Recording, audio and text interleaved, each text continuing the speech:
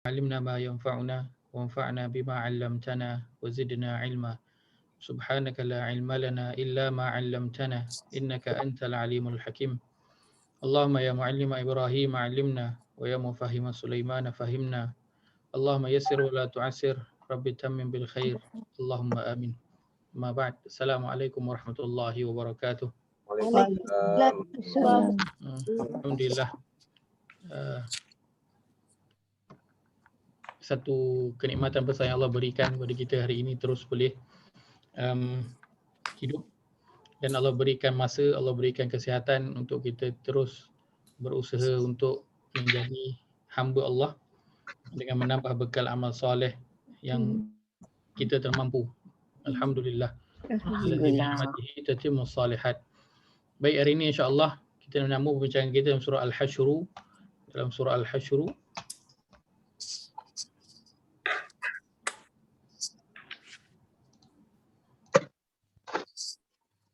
baik, kita berada pada ayat yang pertama. Ayat yang pertama surah Al-Hasyr. Setelah kita melihat sedikit latar belakang surah Al-Hasyr ini, kita berada pada ayat yang pertama, iaitu firman Allah Azza wa Jalla, a'udzubillahi minasyaitonir rajim, bismillahirrahmanirrahim, sabbaha lillahi ma fis samawati wa ma fil ard wa huwal azizul hakim. Segala yang ada di langit dan di bumi mengucapkan tasbih kepada Allah dan dialah yang maha kuasa lagi maha bijaksana. Baik. Kita telah sebutkan bahawa mengenai tasbih, kita sudah membincangkan mengenai kalimat tasbih. Sabbaha lillah. Dan kita telah sebutkan bahawa dalam memahami kalimat tasbih, kerana apa? Kerana dalam Al-Quran ada berapa surah yang bermula dengan tasbih? 7. Ada 7 yang dia bermula dengan tasbih. 7. Baik. Dan banyak ayat-ayat yang lain dalam Quran yang juga menggunakan kalimat tasbih. Maka perkataan tasbih ini saya kira perkataan yang perlu kita lihat dan perlu kita fahami supaya bila kita bukan lalu saja pada ayat ni, kan kita belajar hanya sekali, tapi kita akan lalu pada banyak ayat yang menggunakan perkataan tasbih ataupun disebut perkataan tasbih.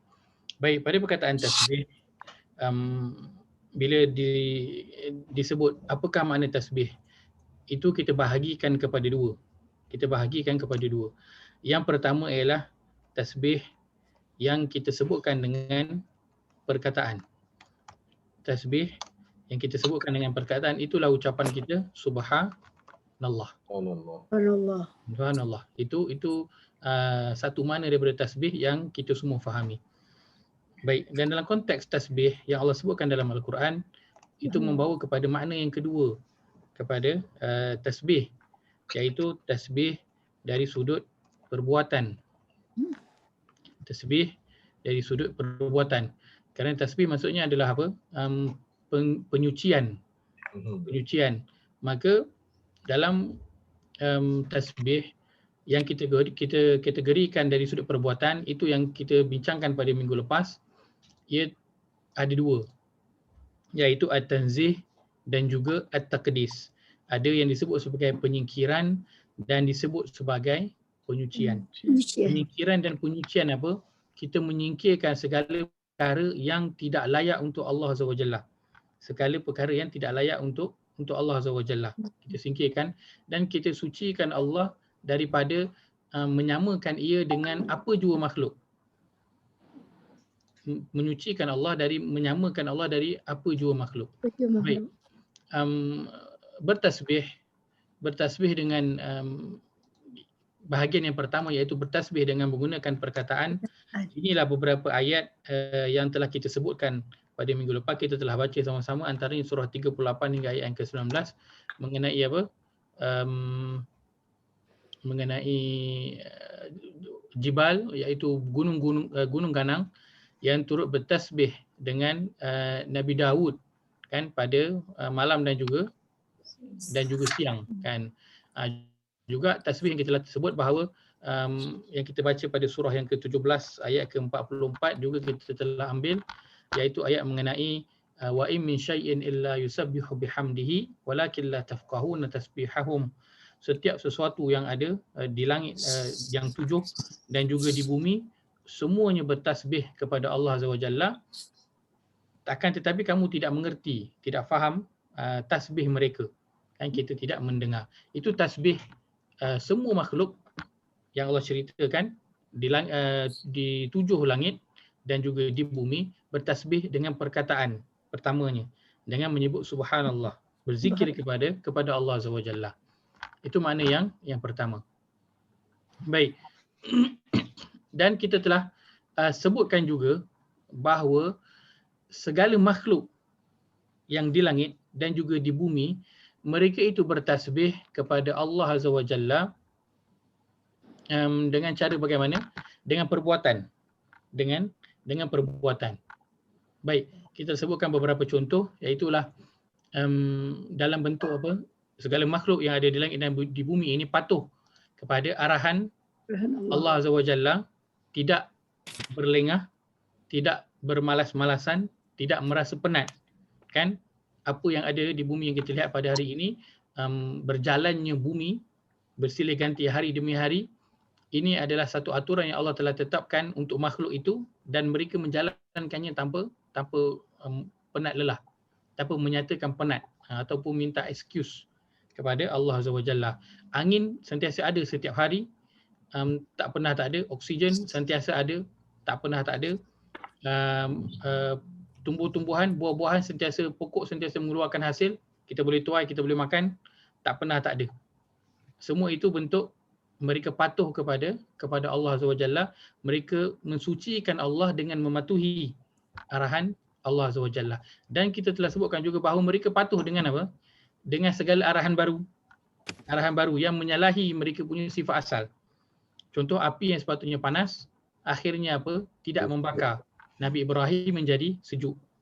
Bumi yang sepatutnya apa? Menyerap air, tanah menyerap air, tetapi pada kisah Nabi Nuh, bahtera banjir pada zaman Nabi Nuh itu, bumi tak menyerap air dan hujan tidak henti-henti menurunkan hujan.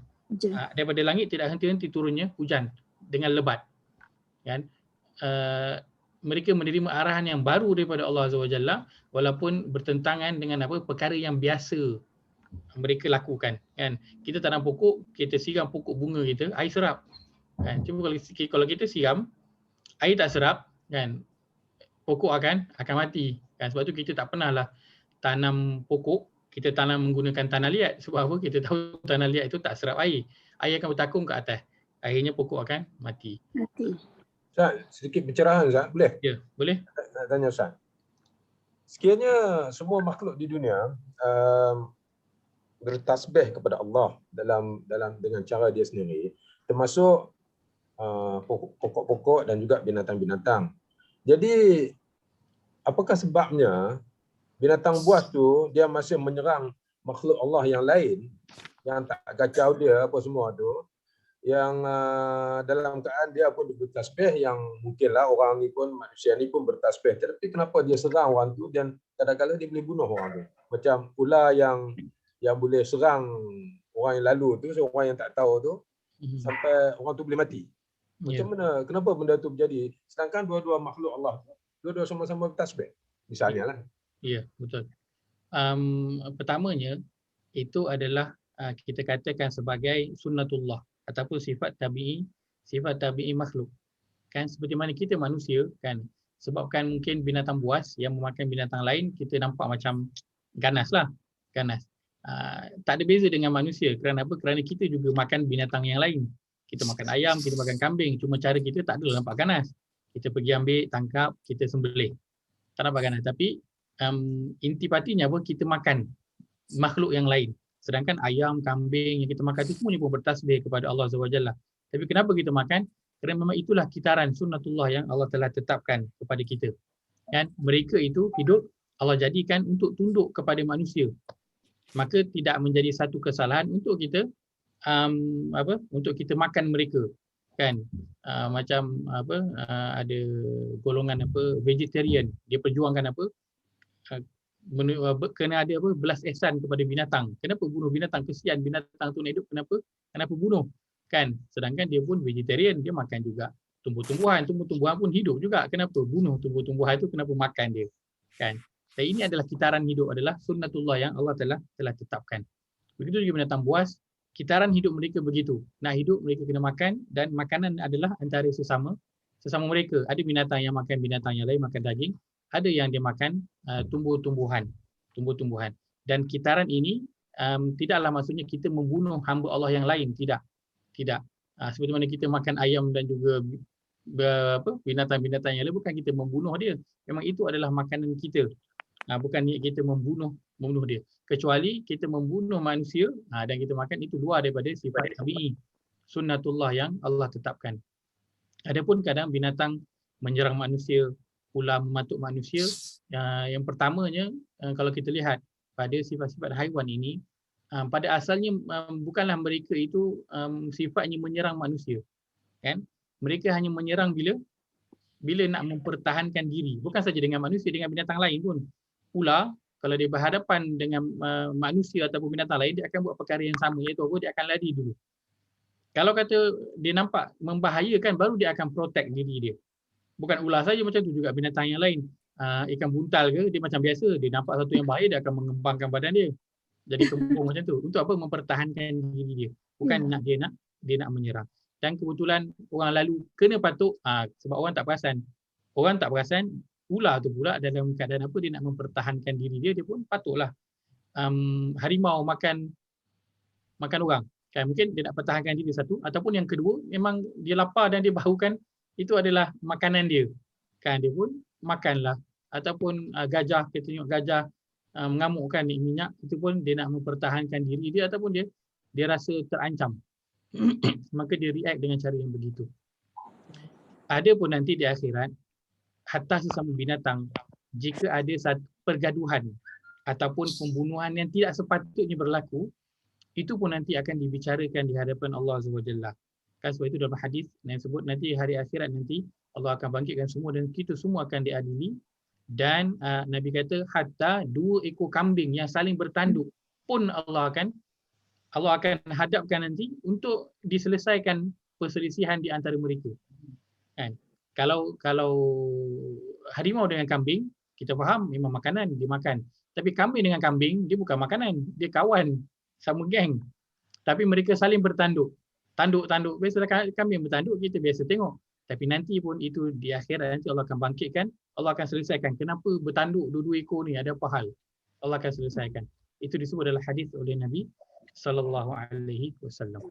Okey, Ustaz. Baik, maaf. Baik.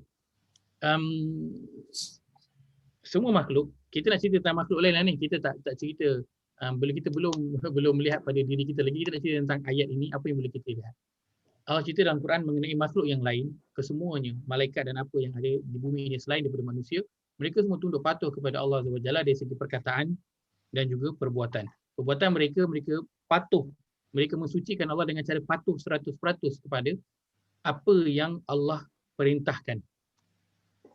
Bahkan mereka kalau menerima arahan daripada Allah Azza wa Jalla ataupun satu tanggungjawab, mereka boleh merasakan beban tanggungjawab itu. Itu kita biasa dengar ayat itu dalam surah Al-Hashr juga, iaitu ayat apa? Law anzalna hadzal Quran ala jabalin la ra'aitahu khashi'an. Kalaulah kami turunkan Al-Quran ini kepada gunung, biasa gunung tu akan pecah. Kerana apa? Kerana merasakan tanggungjawab yang kena dipikul daripada Al-Quran ini. Baik. Dan juga makhluk-makhluk yang lain ini, kan, taatnya mereka kepada Allah Azza wa Jalla, sehingga kan mereka geram. Mereka geram kalau dengan manusia ni menyekutukan Allah. Mereka geram dengan perkataan manusia yang tidak patuh kepada Allah Azza wa Jalla. Baik, kita lihat dalam surah yang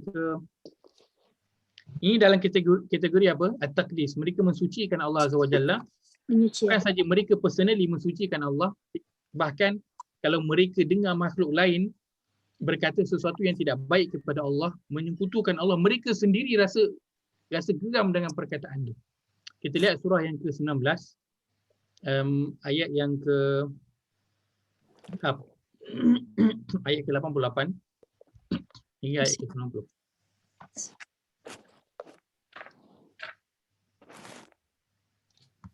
Maryam. Ya, surah Maryam. Muka surat apa tu? Oh, tak ada dia. 8. Muka surat 311. 311. surat 311. Ayat 88 hingga ayat 90. Allah berfirman, A'udzu billahi minasyaitonir rajim. A'udzubillahi minasyaitonir Laqad ji'tum maaf, kita baca pada ayat 88. Wa qalu ittakhadha ar-rahmanu walada. وقالوا اتخذ Rahman walada. Laqad ji'tum syai'an idda. Laqad ji'tum syai'an idda. Takadu as-samawati yatafattarna minhu wa tanshaqqul ardu wa takhirrul jibalu hadda. Takadu samawati yatatafakkarna minhu wa tanshaqqul ardu wa Da'u lirrahmani walada. Anda'u lirrahmani walada. Baik, terjemahan ayat yang ke-88 hingga 91. Dan mereka yang kafir berkata, Allah, yakni Ar-Rahman mempunyai anak. Demi sesungguhnya kamu telah melakukan satu perkara yang besar salahnya. Langit nyaris-nyaris pecah disebabkan anggapan mereka yang demikian. Dan bumi pula nyaris-nyaris terbelah, serta gunung ganam pun nyaris-nyaris runtuh ranap. Kerana mereka mendakwa mengatakan Allah yakni Ar-Rahman mempunyai anak. Padahal tidaklah layak bagi Allah Ar-Rahman bahawa ia mempunyai anak. Baik. Kalau dilihat pada zahir perkataan, biasa je ke perkataan tu, Allah mempunyai anak. Kan? Kita dengar macam biasa je. Tetapi untuk makhluk-makhluk yang lain, untuk langit yang besar tu, dia kata nyaris-nyaris pecah mendengar perkataan tu sebab geram. Dan bumi pula nyaris-nyaris terbelah. Gunung-gunung pun nyaris runtuh ranap. Sebab apa? Mendengar perkataan orang yang tidak taat kepada Allah Azza wa Jalla. Ini bentuk kepatuhan makhluk yang lain kepada Allah. Mereka benar-benar patuh tidak berbelah bagi kepada Allah Azza wa Jalla. Mereka mensucikan Allah dan menyingkirkan segala perkara yang tidak layak untuk Allah Azza wa Jalla. Ini makhluk-makhluk yang lain selain daripada manusia yang Allah ceritakan di dalam Al-Quran. Maka apa yang kita nak lakukan? Kita bandingkan dengan apa? Dengan diri kita. Kita bandingkan dengan diri kita. Yang pertamanya bagaimana tasbih kita kepada Allah Azza wa Jalla dari sudut perkataan. Ini kita nak melihat kepada diri kita. Setelah kita melihat bagaimana semua makhluk yang lain, kita lihat bagaimana diri saya dengan tasbih. Kita nak bandingkan diri kita dengan makhluk lain. Yang pertama kita nak lihat bagaimana tasbih dari sudut perkataan kita kepada Allah. Nabi SAW, kalau kita baca dalam zikir pagi dan juga petang, saya dah sebutkan, apa antara zikir Nabi SAW pada waktu pagi? Nabi SAW setiap pagi dan juga setiap petang, Nabi akan, antara zikirnya, Nabi akan membaca Subhanallah wa bihamdih 100 kali.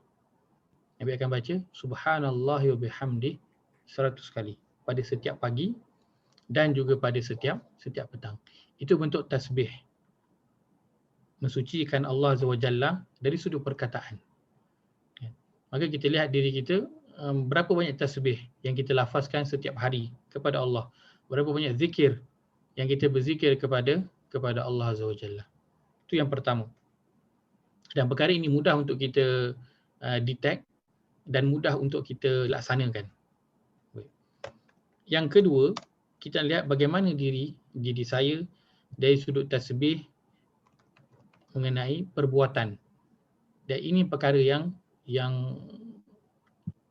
agak sukar untuk kita nak cam, dan agak sukar untuk kita nak lakukan.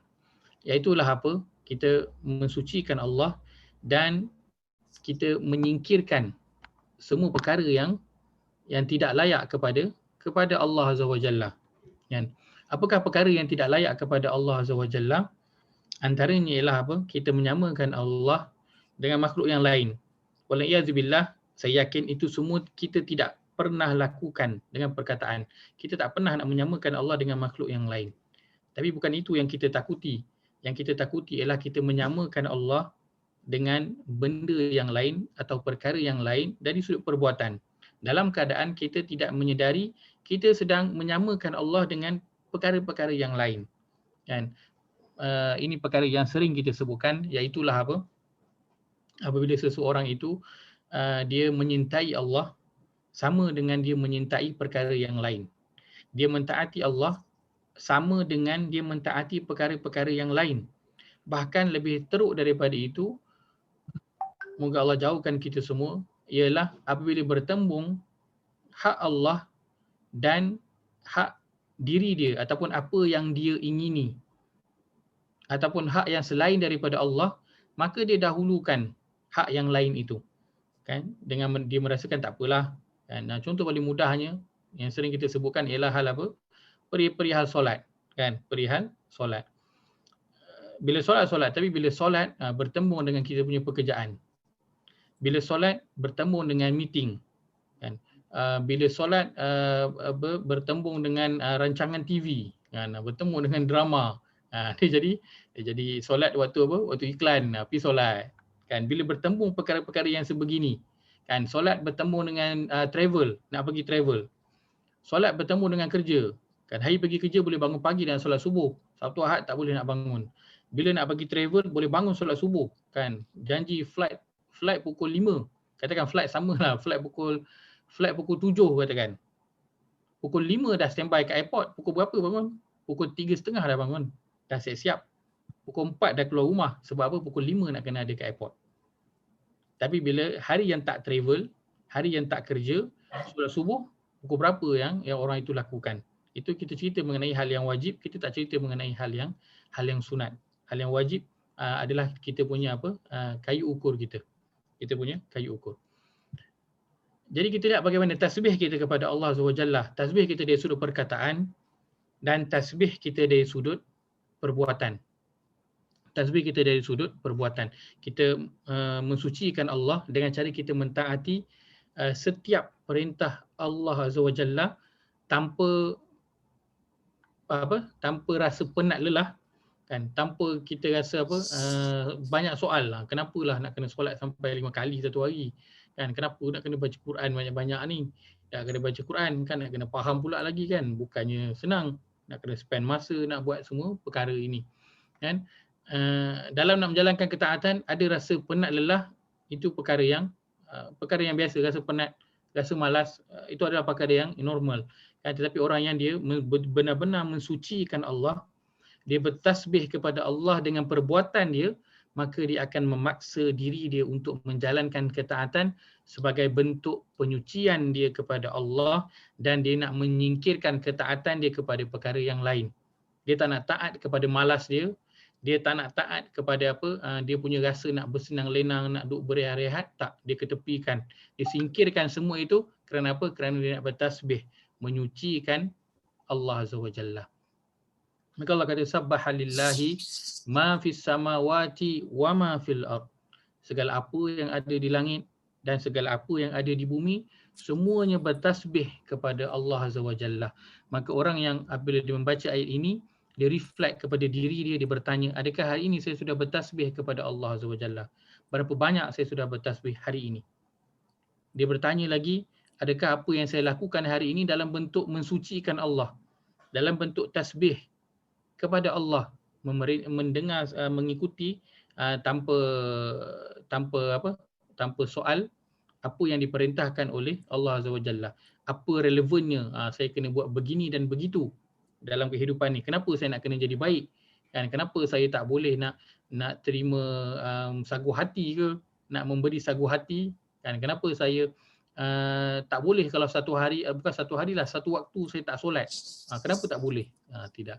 Kita bertanya pada diri, apakah bentuk tasbih kita pada Allah, perbuatan kita yang menunjukkan tasbih kita kepada Allah Azza wa Jalla yang telah kita lakukan pada hari ini. Kerana Allah memuji semua makhluk yang lain di langit dan juga di bumi, dan tetapi mengenai dengan manusia, Allah kata ada yang dia taat kepada Allah, ada yang bertasbih, dia menyucikan, dan ada makhluk yang dia melakukan syirik kepada Allah, iaitu apa? Dia menyamakan Allah dengan sesuatu yang lain dari sudut ketaatan dan juga kecintaan dia. Wa huwal azizul hakim, dan dialah al-aziz yang maha kuasa, yang maha bijaksana. Baik. Bila disebut al-aziz, apa yang nak dikaitkan dengan ayat ini ialah Allah itu al-aziz, yang maha perkasa. Saya tanyalah kan, saya bertanya kepada sesiapa yang ada, apakah yang boleh kita dapat daripada Al-Azizul Hakim dengan kaitan ayat yang Allah nyatakan sebelum ni. Kerana bila Allah tutup sesuatu ayat dengan nama Allah, maka nama itu mesti ada kaitan dengan isi ayat itu, apa yang tengah Allah nak ceritakan. Maka apakah kaitan Al-Aziz dengan Sabbahalillahi ma fis samawati wa ma fil ard, dan juga Al-Hakim, apakah kaitan dia dengan tasbih kepada Allah Azza wa Jalla? Dia boleh kongsikan?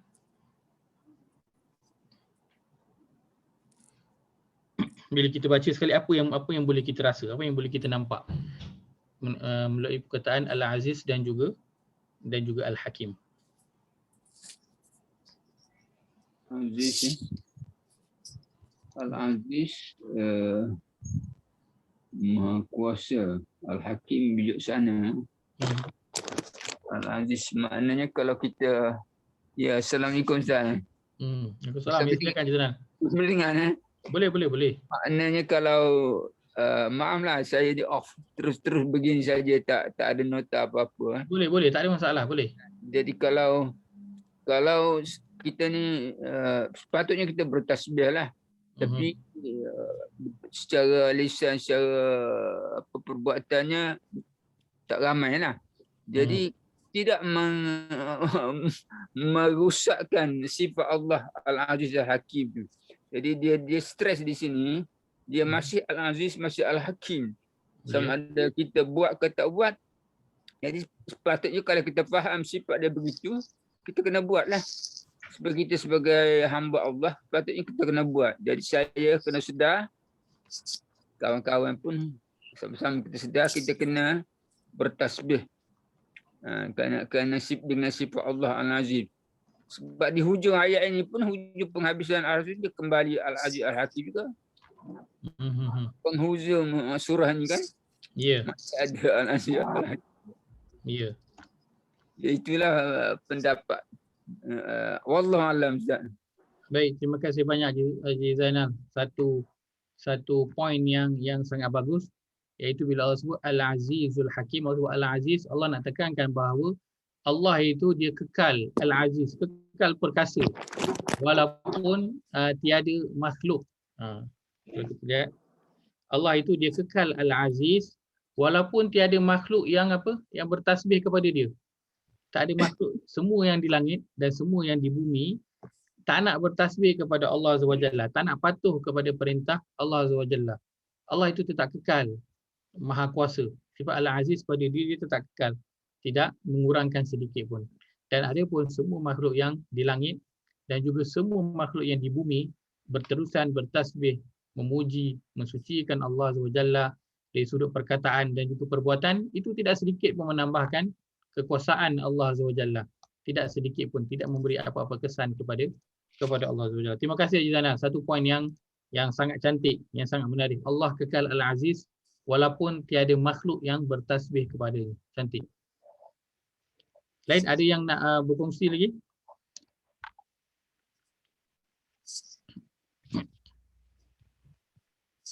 Ustaz, saya minta maaf lah, saya ni bukan pandai sangat, tapi saya pandangan lah.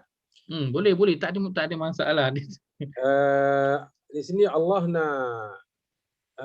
nak bagi tahu dekat makhluk dia ni, kedudukan dia, Ustaz. Maksudnya kalau dia dah beritahu setiap yang ada di langit dan di bumi, beberapa lapis langit dan kesemua ada di bumi ni, pokok, binatang, air, gunung, ganang, apa semuanya bertasbih kepada dia. Ya, itu cara yang makhluk yang tidak berakal. Jadi secara tak langsung dia nak beritahu kat kita ni makhluk yang ada akal, yang dia turunkan Quran kat kita, dia suruh kita baca, dia suruh kita faham, dia suruh kita ikut dalam bentuk di mana kita diajar dan diberi akal ni. Jadi apa masalahnya yang kita tak boleh nak buat, sedangkan dia yang tak ada akal pun dia kata bertasbih untuk dia, yang tak ada rupa bentuk pun bertasbih untuk dia. Ni yang kita ni Allah bagi semulia-mulia kejadian, sebaik-baik kejadian adalah manusia. Dan seperfect kejadian, maksud saya, seperfect kejadian adalah manusia. Jadi kenapakah manusia tu tak boleh memfikirkan benda ni? Kenapa? Dan dia beritahu dia maha berkuasa dan maha bijaksana kan. Dia dah tunjuk dah jalan tu kat kita, dah beritahu dah semua. Yang kita ni tu di sebalik apa kan, Allah banyak bercakap dalam Al-Quran kan, Allah kata dalam Al-Quran kan, di sebalik-balik kejadian kita yang terbaik yang dia bagi ni, manusia ni masih lagi banyak yang ingkar, yang tidak mau ikut suruhan dia. Itulah saya punya ni, Ustaz. Masya-Allah. Juga satu poin yang sangat menarik dia. Sangat menarik. Saya boleh ambil kesimpulannya apa? Allah seolah-olah dia tengah perli manusia. Dengan dinyatakan bahawa semua makhluk yang di langit dan di bumi yang tidak berakal itu pun kan bertasbih kepada Allah, maka kenapa kamu yang aku ciptakan dengan ahsan takwim, sebaik-baik ciptaan yang aku berikan kepada kamu akal, tak nak bertasbih? Betul. Tak nak bertasbih kan? Masya-Allah, masya-Allah. Kan, bukankah sepatutnya manusia itu lebih dahulu bertasbih dan lebih banyak bertasbih kepada Allah berbanding dengan makhluk yang lain? Kerana manusia ini dapat lebih banyak nikmat daripada makhluk yang lain, itu akal. Itu membezakan manusia dengan binatang ataupun tumbuh-tumbuhan yang ada di muka bumi. Masya-Allah. Satu poin yang sangat menarik Haji Yahya. Satu poin yang sangat menarik. Dan poin ini Haji Yahya dapat, bukanlah maksudnya apa? Membaca kepada tafsir. Haji ada baca tafsir ke sebelum ni? Tak ada, Ustaz. Saya ni bukan, kita dah hari-hari duk baca kan, kadang-kadang tu tengok dah juga kan. Allah ni beritahu macam-macam kat kita, tapi kita ni ya Allah. Yalah kadang-kadang. Masya-Allah. Ni malu kita, Ustaz, malu. Membuktikan apa? Membuktikan antaranya apa? Kita nak dapat mesej daripada Quran ini, tak semestinya kita mempunyai level bahasa ilmu agama yang tinggi. Kan tak perlu nak apa? Kita nak kena tahu bahasa Arab dulu, nak kena faham Quran ni sebiji-sebiji baru boleh kita dapat mesej, tak. Kita boleh tak, semua kita boleh.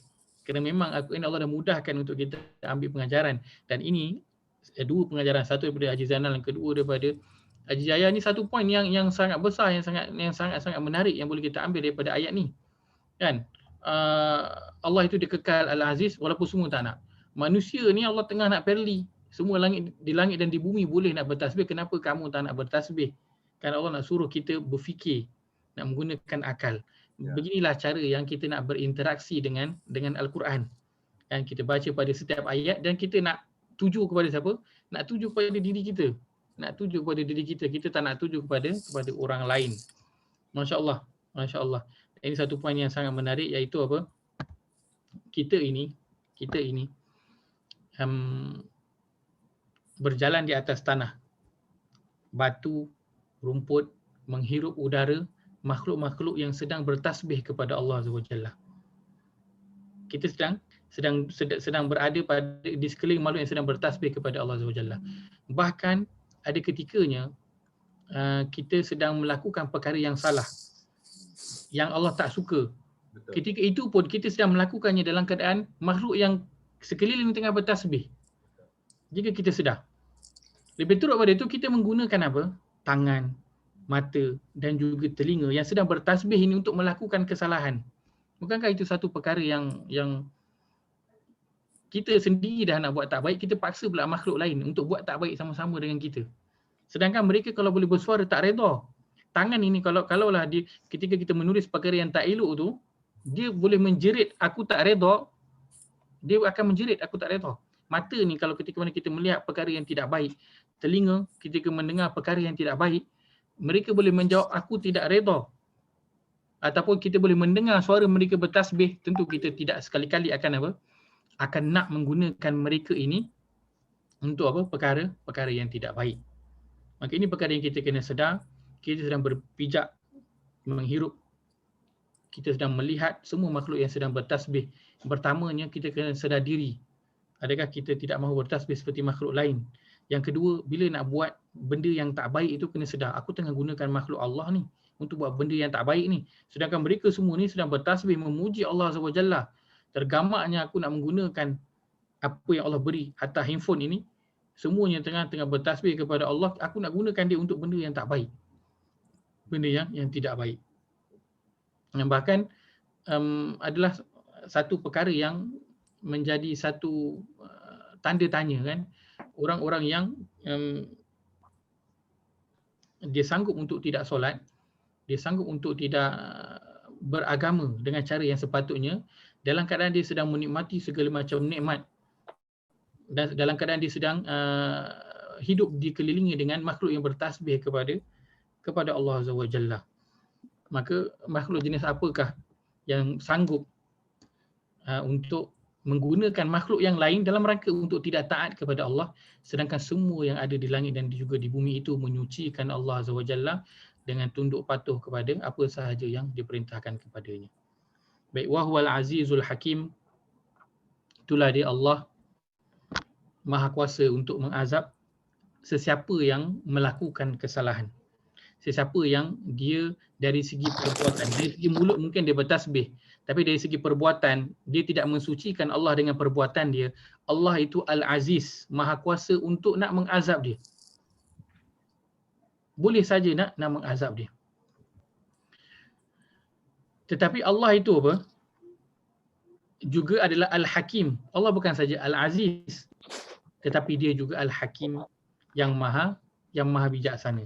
Sebab itu bila ada makhluk yang dia tidak mahu patuh kepada Allah, tidak mahu mensucikan Allah dengan perbuatan, Allah tak terus azab dia, Allah biar dia. Walaupun Allah mampu untuk melakukan dia, tetapi Allah itu Al-Hakim. Al-Hakim adalah umpama kita panggil apa? Pemandu. Pemandu. Supaya apa? Supaya kuasa itu tidak digunakan dengan cara yang salah. Kan? Kadang manusia bila diberikan kuasa, diberikan jawatan, diberikan kedudukan, kadang-kadang menggunakannya dengan cara yang salah. Kan? Kadang ibu bapa umpama dah ada kuasa veto atas anak-anak, boleh je perintahkan anak-anak nak buat apa-apa kan. Anak tak nak ikut je, jangan jadi anak derhaka. Terus keluar kan. Menggunakan kuasa veto. Sebab apa? Dia ada kuasa. Kan? Tetapi Allah Maha Kuasa, tetapi Allah juga Al-Hakim, dia Maha Bijaksana. Dia tak gunakan kuasa dia tu sesuka hati dia. Dia gunakan kuasa dia dengan cara yang Maha Bijaksana. Maka inilah seorang yang Al-Hakim. Dia menggunakan ilmu dia, dia menggunakan kuasa yang dia ada dengan cara yang bijaksana. Dalam perkataan Al-Aziz juga, kalau kita lihat dalam itu terkandung perkataan apa? Perkataan Al-Izzah. Terkandung dalam perkataan Al-Aziz itu, dalamnya ada Al-Izzah. Saya tuliskan. Dalam perkataan Al-Aziz ada Al-Izzah. Ini daripada ru'ud yang sama. Al-Izzah ini kita selalu dengar apa maka maksud Al-Izzah? Maksud Al-Izzah ialah kemuliaan. Maksud Al-Izzah ialah kemuliaan. Kan? Contoh seseorang tu, orang dia dipandang mulia dan hebat, kan? Antaranya kenapa? Sebab apa? Sebab mungkin dia memiliki fizikal dia yang kuat, ataupun dia memiliki akal yang kuat, orang yang pandai, ataupun mungkin dia kaya, ataupun mungkin dia berkuasa. Kan itu pada pandangan kita lah. Kita mengangkat orang tu sebagai mulia sebab apa? Dia fizikal dia kuat, ataupun dia orang yang pandai, intelektualnya, IQ-nya tinggi, ataupun dia orang yang kaya, ataupun dia orang yang berkuasa, ada jawatan, ada pengaruh yang besar, maka dia akan dipandang mulia di sisi masyarakat. Dan semua itu ada pada Allah Azza wa Jalla dalam lafaz Al-Izzah itu. Allah mempunyai kekuatan, kan? Kekuatan apa bentuk kekuatan semua Allah ada. Allah mempunyai kekuatan, Allah mempunyai kekayaan, semua ada. Allah mempunyai pengaruh, ada. Allah mempunyai pengikut yang ramai, ada. Semua itu terkandung dalam lafaz Al-Aziz. Al-Aziz. Maka kalaulah dalam ayat yang pertama surah Al-Hasyr ini, bahagian awal itu iaitu sabbahalillahi ma fis samawati wa ma fil ard, katakan tak ada. Katakan tak ada. Yang ada hanyalah apa? Wa huwal azizul hakim. Itu saja yang ada. Katakan itu saja yang ada. Jika hanya bahagian belakang sahaja yang ada iaitu wa huwal azizul hakim sahaja yang ada, ini sahaja pun sudah cukup untuk membuat seseorang itu berubah jika dia benar-benar faham nama Allah Al-Aziz dan juga nama Allah Al-Hakim. Sudah cukup. Tak perlu Allah nyatakan segala yang di langit dan bumi bertasbih dan dia adalah Maha Perkasa dan juga Maha Bijaksana. Tak perlu. Hamba itu boleh jadi taat kepada Allah kalau dia kenal Allah itu Al-Aziz.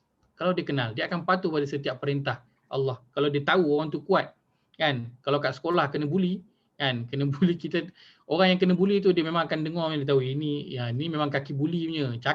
Kalau dia cakap mesti orang akan dengar. Sebab orang kenal dia siapa? Kaki buli. Orang kenal dia gangster. Kan? Dia cakap orang akan dengar. Kan? Dia adalah ketua, dia ada pengaruh. Orang cakap dia akan dengar. Sebab apa? Orang kenal dia siapa. Maka hamba yang mengenal Al-Aziz, dia akan patuh kepada Allah SWT, walaupun tak ada depan tu ayat yang panjang-panjang, tak ada. Allah hanya sebut wa huwal azizul hakim, sudah cukup membuatkan hati seorang hamba bergetar untuk tunduk patuh pada setiap perintah yang Allah berikan kepada dia. Baik. Saya bawakan sedikit banyak pengajaran saya kira dari sudut tazakur yang boleh kita ambil daripada ayat yang pertama surah Al-Hasyr ini.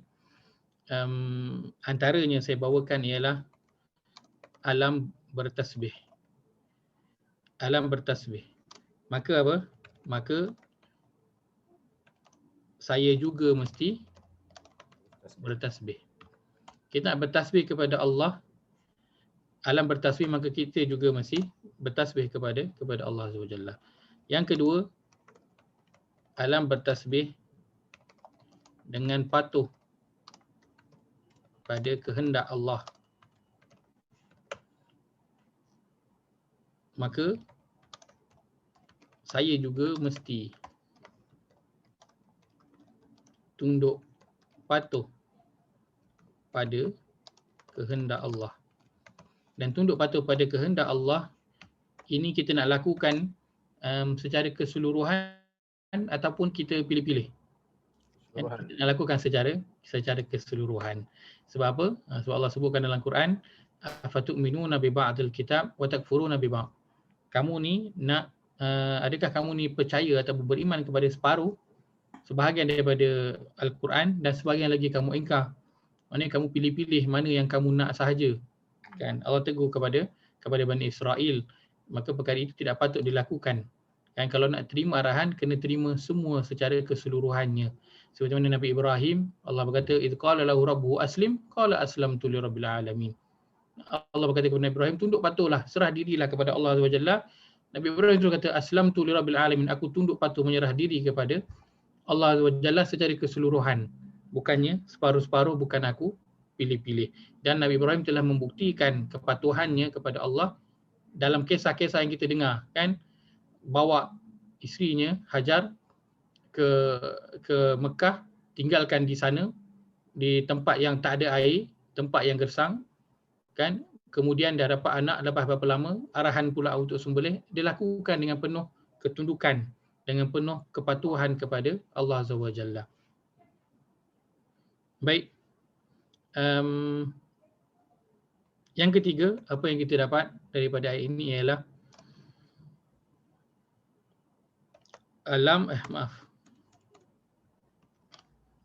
alam sekali-kali tidak akan menerima sekutu dan gandingan bagi Allah. Ini yang kita sebutkan tadi, di mana surah Maryam yang langit nak menjadi pecah, terbelah, gunung-gunung semua nak pecah. Sebab apa?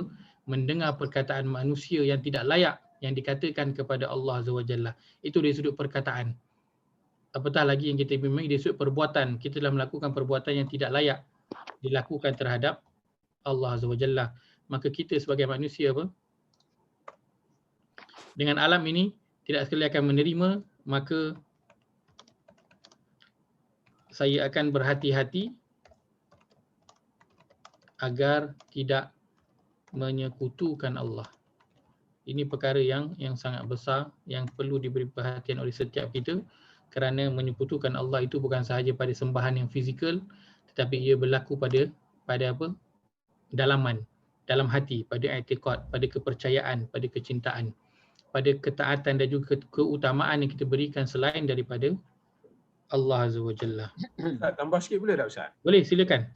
Maka saya akan berhati-hati agar tidak sombong dan menyekutukan Allah. Boleh. Kerana kita ni kadang-kadang Ustaz rasa sombong lah. Allah. Ada kereta besar sikit, ada duit lebih sikit.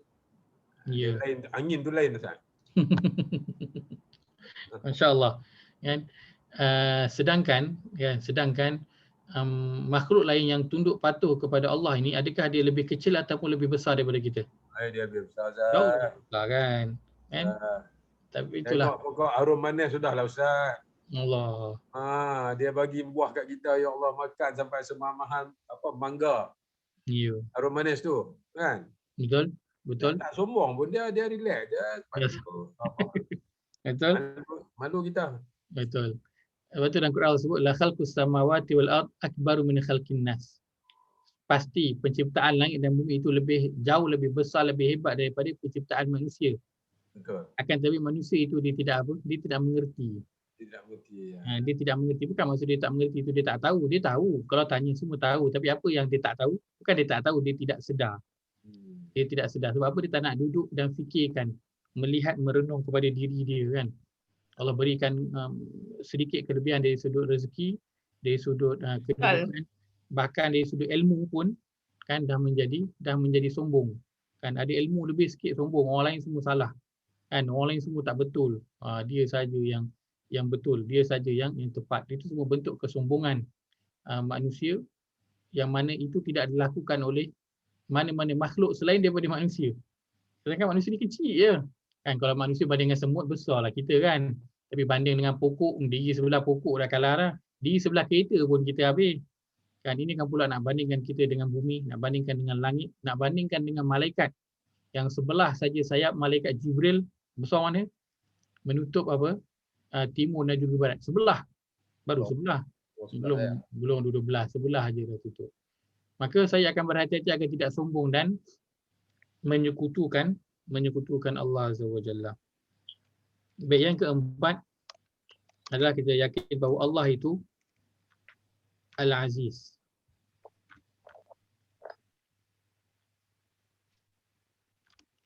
Yang Maha Kuasa.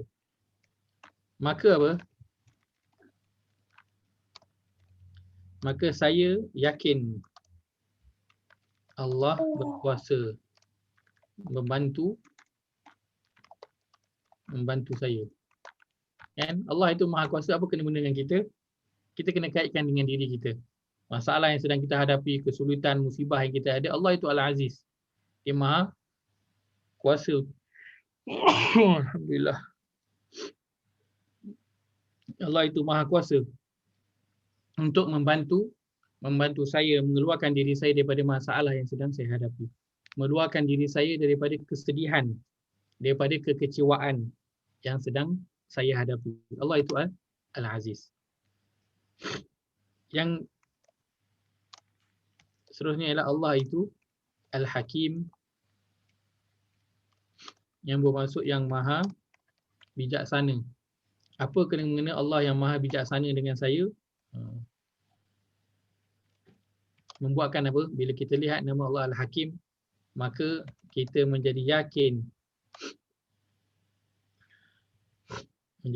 apa musibah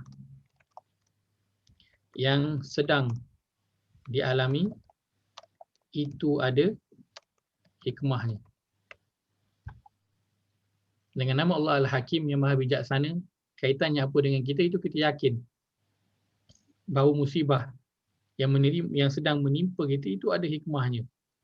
Ada hikmah yang kenapa Allah berikan kepada kita, mungkin ujian dari sudut kesihatan. Pasti ada hikmah dia. Pasti ada hikmah kenapa Allah berikan kita ujian dari sudut harta, dari sudut jawatan, dari sudut mungkin dulu ada duit, sekarang miskin. Dulu ada kerja, mungkin sekarang dah tak ada kerja. Itu ada hikmah dia. Ada hikmah dia kenapa dulu kita tak ada duit, sekarang ada duit.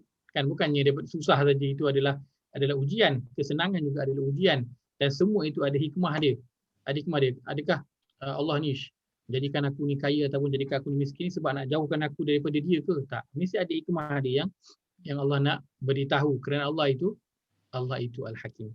Yang terakhir ialah apa? Pengajaran yang kita dapat ialah tasbih itu mudah. Tasbih itu mudah. Maka apa? Maka saya akan amalkan tasbih. Saya amalkan bertasbih. Dan bertasbih ini bukan sahaja mudah, tetapi dia memberi satu ganjaran yang sangat besar untuk kita di akhirat. Nabi sallallahu alaihi wasallam sebut, man qala subhanallah wa bihamdih ghurisat lahu nakhlatun fil jannah. Sesiapa yang berkata subhanallah bihamdih sekali je, apa yang dia akan dapat? Akan ditanam baginya satu pohon kurma di syurga. Akan ditanam baginya satu pohon kurma di syurga. Dan kalau kita amalkan subhanallah bihamdih 100 pada waktu pagi dan 100 kali pada waktu petang, itu Allah telah tanamkan untuk kita apa? 100 pohon kurma dalam syurga. Pagi ada 100, petang ada 100. Kan? Kalau kita buat selama seminggu, berapa banyak? Kalau sehari dah 200, seminggu dah ada 1400. 1400 seminggu kita kali dengan 4, ada berapa? 5600 batang pokok kurma untuk kita di syurga. Bayangkan berapa besar kita punya laman rumah kalau ada 5600 pokok kurma. Pokok kurma tau, bukan pokok tu, pokok kecil-kecil tu. Bukan pokok bunga kecil, pokok kurma. Berapa besar rasa laman? Kalau ada pokok 506,000 batang, berapa ekar rasanya ada? Besar. Itu baru laman ataupun taman syurga yang Allah sediakan. Hanya dengan apa? Hanya dengan kita mengucapkan subhanallahi wa bihamdih.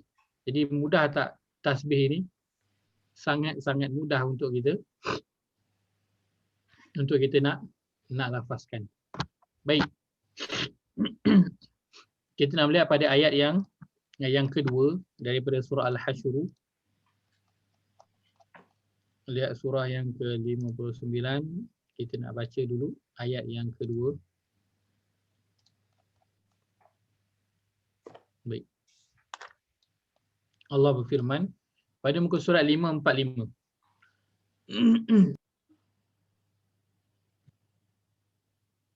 Muka surat 545 surah Al-Hasyr, Allah berfirman, A'udzu billahi minasyaitonir rajim. A'udzu billahi minasyaitonir rajim. هو الذي أخرج الذين كفروا من أهل الكتاب من ديارهم لأول الحشر. هو الذي أخرج الذين كفروا من أهل الكتاب من ديارهم لأول الحشر. ما ظننتم أن يخرجوا ما ظننتم أن يخرجوا وظنوا أنهم مانعتهم حصونهم من الله وظنوا أنهم مانعتهم حصونهم من الله فأتاهم الله من حيث لم يحتسبوا فأتاهم الله من من حيث حيث لم لم يحتسب. يحتسبوا من حيث لم يحتسبوا وقذف في قلوبهم الرعب وقذف وقذف في في قلوبهم قلوبهم الرعب يخربون بيوتهم بأيديهم وأيدي المؤمنين يخربون بيوتهم يخربون بأيديهم بأيديهم وأيدي المؤمنين فاعتبروا يا أولي الأبصار فاعتبروا فاعتبروا يا الأبصار. أولي الأبصار. terjemahan. Dialah yang telah mengeluarkan orang kafir dalam kalangan ahli kitab dari kampung halaman mereka pada saat pengusiran yang pertama kerana memerangi Rasulullah. Kamu, wahai umat Islam, tidak menyangka bahawa mereka akan keluar disebabkan bilangannya yang ramai dan pertahanannya yang kuat. Dan mereka pula menyangka bahawa benteng-benteng mereka akan dapat menahan serta memberi perlindungan kepada mereka daripada azab Allah. Maka Allah menimpakan azabnya kepada mereka dari arah yang tidak terlintas dalam fikiran mereka dan mencampakkan rasa takut ke dalam hati mereka. Lalu mereka memusnahkan rumah-rumah mereka dengan tangan mereka sendiri dari dalam sambil tangan orang yang beriman yang mengepung mereka berbuat demikian dari luar. Maka ambillah pengajaran daripada peristiwa itu, wahai orang-orang yang berakal fikiran serta celik mata hatinya. Baik. Ini ayat kedua ini adalah apa? Adalah core point ataupun tajuk utama di dalam surah Al-Hashr ini. Pengusiran. Kira surah ini kalau nak cerita mengenai pengusiran ini disimpulkan dalam ayat yang kedua hingga nanti ayat yang ke ayat yang ke 2 hingga 4. ayat yang ke-7. Ayat yang ke-7. Itu penceritaan mengenai pengusiran ini. Kan? Akan tetapi kesimpulannya itu kita boleh dapati pada ayat yang kedua ini telah disimpulkan. Kalau baca daripada terjemahan tu juga boleh dapat tak cerita dia?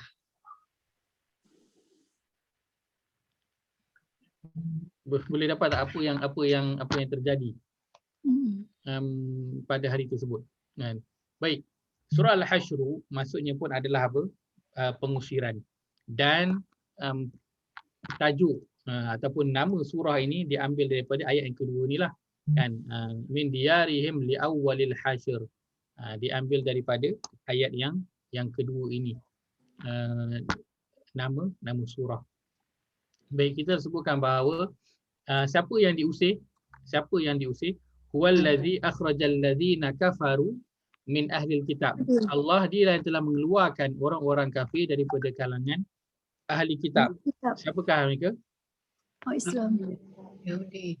Inilah dia. Siapa? Kaum Yahudi. Kaum Yahudi.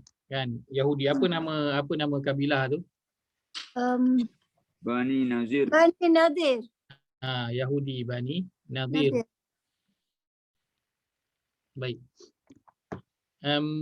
Ini adalah kaum Yahudi yang menempati di bumi Madinah, bahkan mereka adalah penduduk asal Madinah sebelum kaum Muhajirin datang ke sana.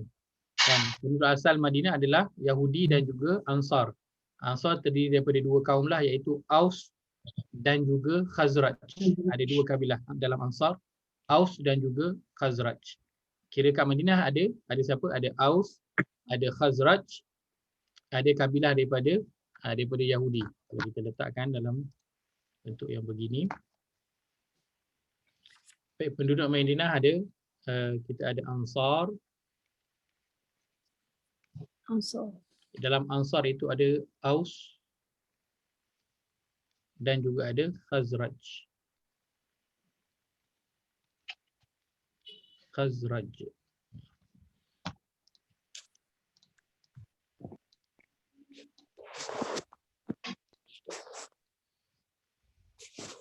Aus, Khazraj. Baik. Aus dan juga Khazraj ini adalah penduduk asal Madinah, dan kedua-dua kabilah ini mereka bermusuhan selama beberapa ratus tahun. Selama beberapa ratus tahun. Hanya selepas Nabi SAW datang ke Madinah, barulah mereka berbaik. Dan Nabi mempersaudarakan mereka menjadi Ansar. Bukan sahaja bila hijrah ke Madinah, Nabi mempersaudarakan Muhajirin dan juga Ansar. Tidak. Sebelum daripada itu, Nabi dah mempersaudarakan siapa? Aus dan juga Khazraj. Dua kabilah ini yang dulunya telah menjadi musuh tradisi. Dah berapa generasi menjadi musuh. Nabi datang, Nabi mempersaudarakan mereka menjadi Ansar. Kemudian barulah Nabi mempersaudarakan antara Muhajirin dan juga Ansar. Baik. Juga yang mendiami di Madinah adalah kaum Yahudi.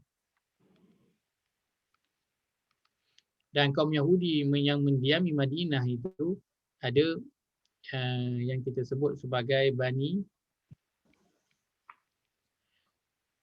Al-Mustalik. Maaf. Bani Yang pertama kita ambil ialah Bani Qainuqa.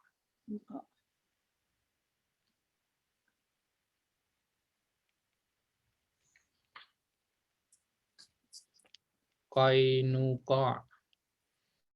Baik, yang kedua kita ada Bani An-Nadir.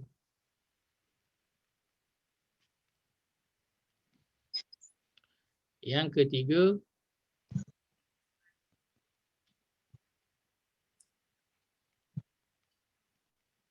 kita ada Bani Al-Mustalik.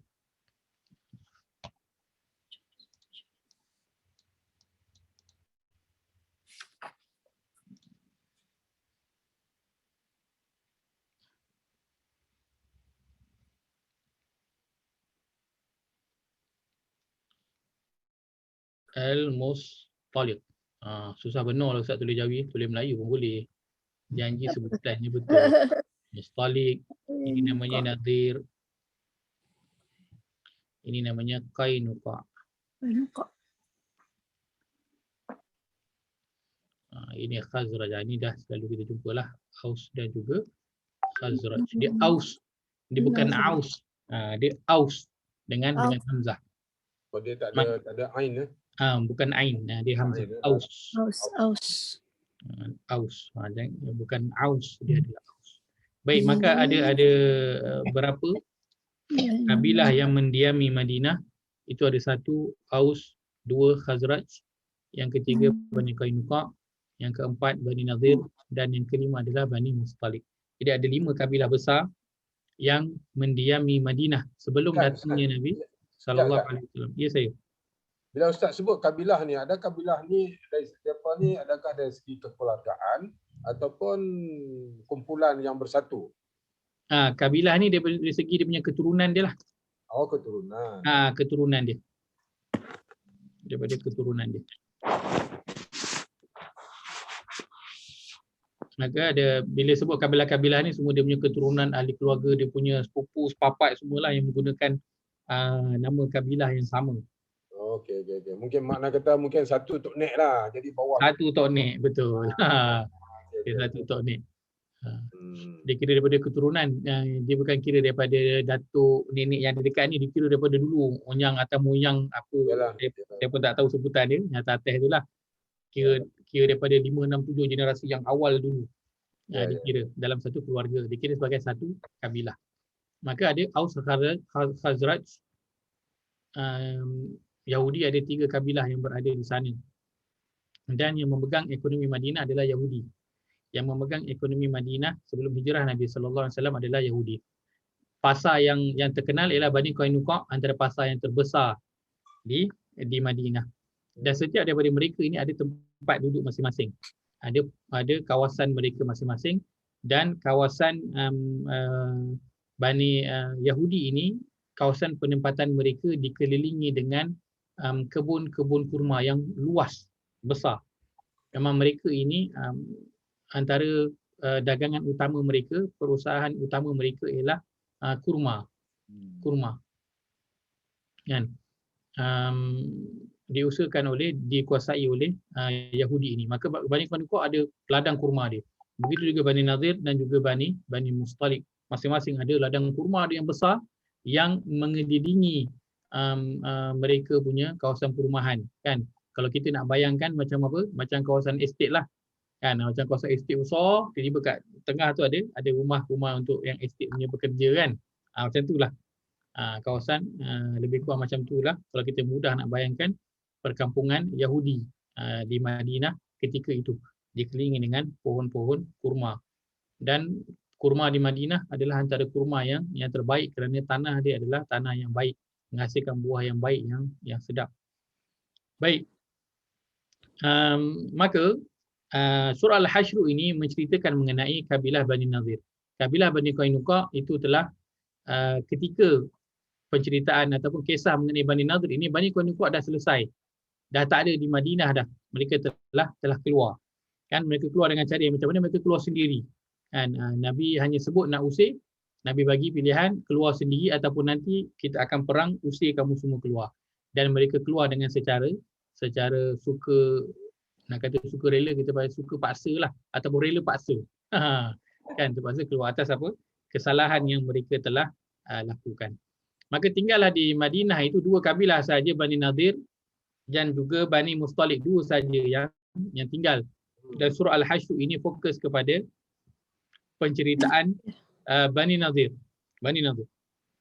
Dan nanti juga akan ada penceritaan mengenai Bani Mustalik, kan, yang akhirnya nanti memang semua kabilah Yahudi di Madinah ini diusir. Baik. Maka Allah mulakan. Jadi boleh secara gambaran umumnya, kan, kita boleh dapat dah bagaimana peristiwa ini terjadi. Kan, boleh dapat dah. Iaitu Nabi SAW mengusir mereka. Kenapa? Kerana mereka ini berlaku khianat kepada Nabi SAW. Dan bila Nabi berhijrah, Nabi buat apa? Nabi buat perjanjian setia dengan semua kabilah yang bukan Islam yang ada di Madinah ketika itu.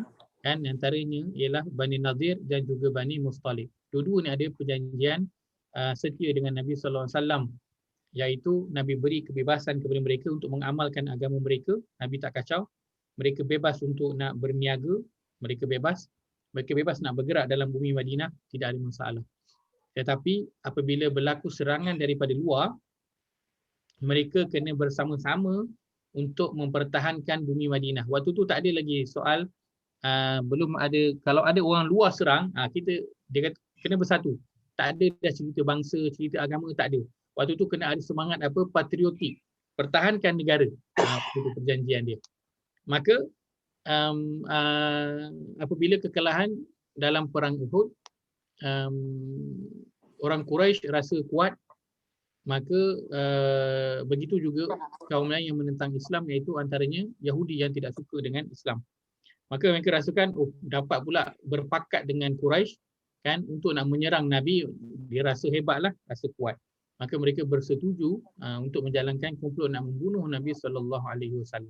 Sampai mengetahuan kepada Nabi SAW, maka Nabi mengarahkan, memberi pilihan kepada mereka untuk keluar ataupun mereka akan diusir. Kenapa? Kerana mereka telah mengkhianati perjanjian mereka dengan Nabi SAW. Sepatutnya bila ada orang luar plan untuk menyerang, yang mereka kena lakukan ialah bagi tahu Nabi, kan, dan sama-sama mempertahankan Madinah. Tetapi tidak, kan, mereka nak bersekongkol dengan pihak yang nak menentang ataupun menyerang Nabi SAW yang ketika itu berada di bumi Madinah. Baik. Maka Allah turunkan ayat yang kedua ini. Allah mulakan ayat ini dengan Allah kata huwallazi akhrajal ladzina kafaru min ahlil kitab min diyarihim li awwalil hasyr. Baik. Yang pertamanya kita akan lihat apa? Allah menyatakan apa? Allah nak menyatakan mengenai hal akidah ataupun kepercayaan. Allah nak membina mindset dulu kepada orang yang beriman ketika itu. Allah mulakan dengan Allah kata apa? Dialah yang mengeluarkan orang kafir daripada kalangan ahli kitab. Dialah yang mengeluarkan. Maknanya mindset yang perlu ada dalam diri seorang Muslim ialah apa? Soalannya ialah apa? Siapa yang mengeluarkan? Siapa yang mengeluarkan mereka? Siapa yang mengeluarkan musuh itu? Jawapannya ialah Allah. Dia yang mengeluarkan musuh, iaitu dalam konteks ayat ini, dia yang mengeluarkan Yahudi Bani Nadir daripada ayat, daripada perkampungan mereka. Baik. Kalau daripada awal ayat ni saja pun, huwallazi akhrajal ladzina kafaru, dialah yang mengeluarkan orang kafir Yahudi daripada kalangan ahli kitab. Daripada potongan ayat ni sahaja pun kita dah boleh ambil satu pengajaran lah paling tidak, iaitu apa? Siapa yang mengeluarkan mereka, yang mengeluarkan musuh itu? Allah. Maka untuk diri kita, apa yang boleh kita ambil? Siapa yang mengeluarkan kita daripada kesedihan kita, daripada ketakutan? Allah. Kan berhadapan dengan musuh, musuh itu digambarkan dengan apa? Satu perkara yang kita takuti. Kan? Satu perkara yang kita takuti. Berhadapan dengan musuh, benda yang kita takut. Maka bila berhadapan dengan ketakutan, jangan bimbang. Siapa yang ke mana kita nak tuju? Kan? Bila berhadapan dengan ketakutan, tuju kepada Allah. Kenapa? Kerana Allah lah yang nanti akan mengeluarkan kita daripada ketakutan. Berhadapan dengan kekecewaan, dengan kesedihan, kat mana kita nak tuju? Tuju kepada Huwa, kepada Allah. Kenapa? Kerana dialah yang mengeluarkan kita daripada musuh kesedihan dan juga musuh kekecewaan yang ada dalam diri seseorang. Kan? Kerana kesedihan dia adalah satu musuh kepada manusia. Dan ia datangnya daripada mana? Kesedihan ini. Kesedihan datangnya daripada mana? Siapa yang suka kita bersedih-sedih? Bersedih-sedih ni. Syaitan yang suka. Syaitan yang suka. Datang kat mana kita boleh lihat ayat tu? Kita boleh lihat daripada surah yang kita baru je habis bincang tu. Ayat yang ke surah Al-Mujadalah, ayat yang ke berapa? Oh, kat Mujadalah. Ayat yang ke-10. Kan? Ya. Allah kata apa? Innaman najwa minasyaitan liyahzunal ladzina amanu. Sesungguhnya perbuatan an-najwa, berbisik-bisik itu adalah daripada syaitan. Tujuannya apa? Syaitan nak buat bagi apa? Untuk menyedihkan, liyahzunal ladzina amanu. Untuk bagi orang yang beriman ni rasa sedih. Nak bagi orang yang beriman ni rasa down. Maka penyakit kesedihan ini memang disukai oleh syaitan, kerana bila orang tu rasa down dia punya dalaman dia down, senanglah syaitan nak masuk perkara-perkara yang lain. Bila rasa down, kan, dia akan bawa apa? Rasa malas nak beribadah, nak solat rasa malas, nak mengaji memang lagilah malas. Yang wajib pun malas nak buat, yang sunat perkara yang lain tu tambahan lagilah malas nak buat. Sebab apa? Sebab tengah sedih. Dan akhirnya kesedihan ini boleh membawa kepada mana? Kepada membunuh diri. Ini yang paling akibat yang paling boleh membawa kepada bunuh diri. Bahkan ada yang bukan saja bunuh diri, tapi dia bunuh sekali siapa? Ahli keluarga. Ada yang bunuh isteri, ada yang bunuh anak-anak. Sebab tengah down dengan hidup, tengah down dengan kehidupan, ini ada masalah. Dan kesedihan itu dimasukkan oleh syaitan. Sebab itu orang beriman, Allah kata apa? Allah selalu ulang dalam Quran. La fala khaufun alaihim wala hum yahzanun. Tidak ada bagi mereka ketakutan dan tidak ada bagi mereka kesedihan. Dua perkara ni musuh utama manusia dalam kehidupan. Ketakutan dan juga kesedihan. Takut dengan masa hadapan dan sedih dengan perkara yang telah terjadi. Kenangan-kenangan silam apa yang dah jadi dalam kehidupan dia, sedih, fikir sedih. Fikir sedih. Baru nak okey sikit, fikir sedih. Dah habis fikir, dah okey, takut pula nak menghadapi kehidupan. Kan? Kalau kata dulu dah pernah berumah tangga, bercerai jadi takut nak berkahwin lagi contohnya, kan? Kalau dah pernah ada anak meninggal takut lagi nak ada anak lagi. Kalau dah pernah bekerja, ada masalah takut nak pergi bekerja, kan? Semua takut. Sedih, lepas tu takut. Lepas takut, sedih. Lepas tu sedih, lepas tu takut. Dua musuh utama orang yang manusia. Bahkan orang yang beriman juga tidak lari daripada perkara itu. Sebab itu Allah selalu sebut dalam Quran, fala khaufun alaihim walahum yahzanun, fala khaufun alaihim walahum yahzanun. Kan? Tetapi perkara inilah yang syaitan suka nak masukkan. Syaitan suka nak masukkan ketakutan dalam diri manusia dan suka nak masukkan kesedihan dalam diri orang yang beriman. Kenapa? Kerana dua perkara ini melumpuhkan sistem manusia, melumpuhkan sistem fizikal dan melumpuhkan sistem minda ataupun akal, melumpuhkan luaran dan juga dalaman. Dan semua ini kita jangan bimbang kerana apa? Kerana kita ada tempat tuju yang kita boleh pergi, iaitu kepada siapa? Kepada Allah. Wallazi akhrajal ladzina kafaru. Allah dia lah mengeluarkan musuh secara fizikal, dan musuh yang kita hadapi kesedihan, kekecewaan, masalah, musibah, itu semua yang akan mengeluarkannya daripada diri kita ialah Allah. Ini paling kurang satu pengajaran yang boleh kita ambil daripada potongan awal ayat yang kedua ini, iaitu huwallazi akhrajal ladzina kafaru min ahlil kitab. Baik. Kemudian yang kedua, kita nak lihat pada di awalil hasyr. Li awalil hasyr. Apa maksud? Pada awal. Awalil hasyr maksudnya apa dalam terjemahan? Awal pemurisan.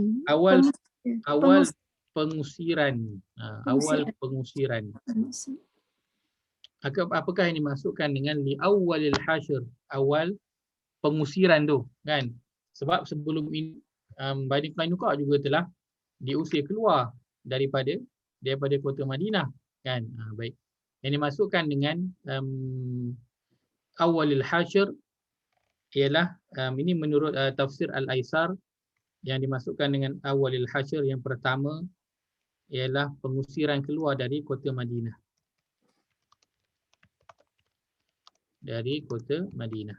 Ini pengusiran yang pertama. Sebelum ini tidak pernah lagi ada pengusiran. Yang Bani Qainuqa itu mereka keluar atas rela paksa sendiri, kan? Tidak terjadinya pengusiran. Maka pengusiran Bani Nadir ini adalah pengusiran yang pertama sekali. Satu kabilah yang dikeluarkan daripada kota Madinah. Baik, ini pengusiran yang pertama. Baik. Bila disebut pengusiran yang pertama, kan, ulama membincangkan ada ke pengusiran yang kedua? Kan, ada ke pengusiran yang kedua? Sebab ini awalil hasyr, pengusiran yang pertama, maka ada ke pengusiran yang kedua? Maka dalam tafsir Al-Aisar dia menyatakan pengusiran yang pertama inilah dia daripada kota Madinah. Pengusiran yang kedua bila? Pengusiran yang kedua berlaku pada zaman pemerintahan Umar Al-Khattab. Berlaku pada zaman pemerintahan Umar Al-Khattab. Umar Al-Khattab mengeluarkan apa? Mengeluarkan Yahudi ini dari semenanjung Arab ke Syam. Ke Syam. Syam tu adalah Palestin, Syria, Jordan, Syam pada ketika itu. Kerana apa? Kerana Nabi Umar dia teringat kepada hadis Nabi sallallahu alaihi wasallam, tidak boleh ada orang Yahudi duduk di tanah Arab. Maka dia pun usir keluar. Maka ini pengusiran kedua yang disebutkan oleh para ulama. Pengusiran kedua zaman pemerintahan Umar Al-Khattab. Baik. Syam, Ustaz. Pada Syam, selain pada Syam mana lagi? Ya. Selain pada Syam, keluar ke Syam. Syam tu ada satu tempat saja, Syam saja kan? Dia keluarkan ke Syam sebab Syam tu besar, kan? Syria lah, Syria, Syam.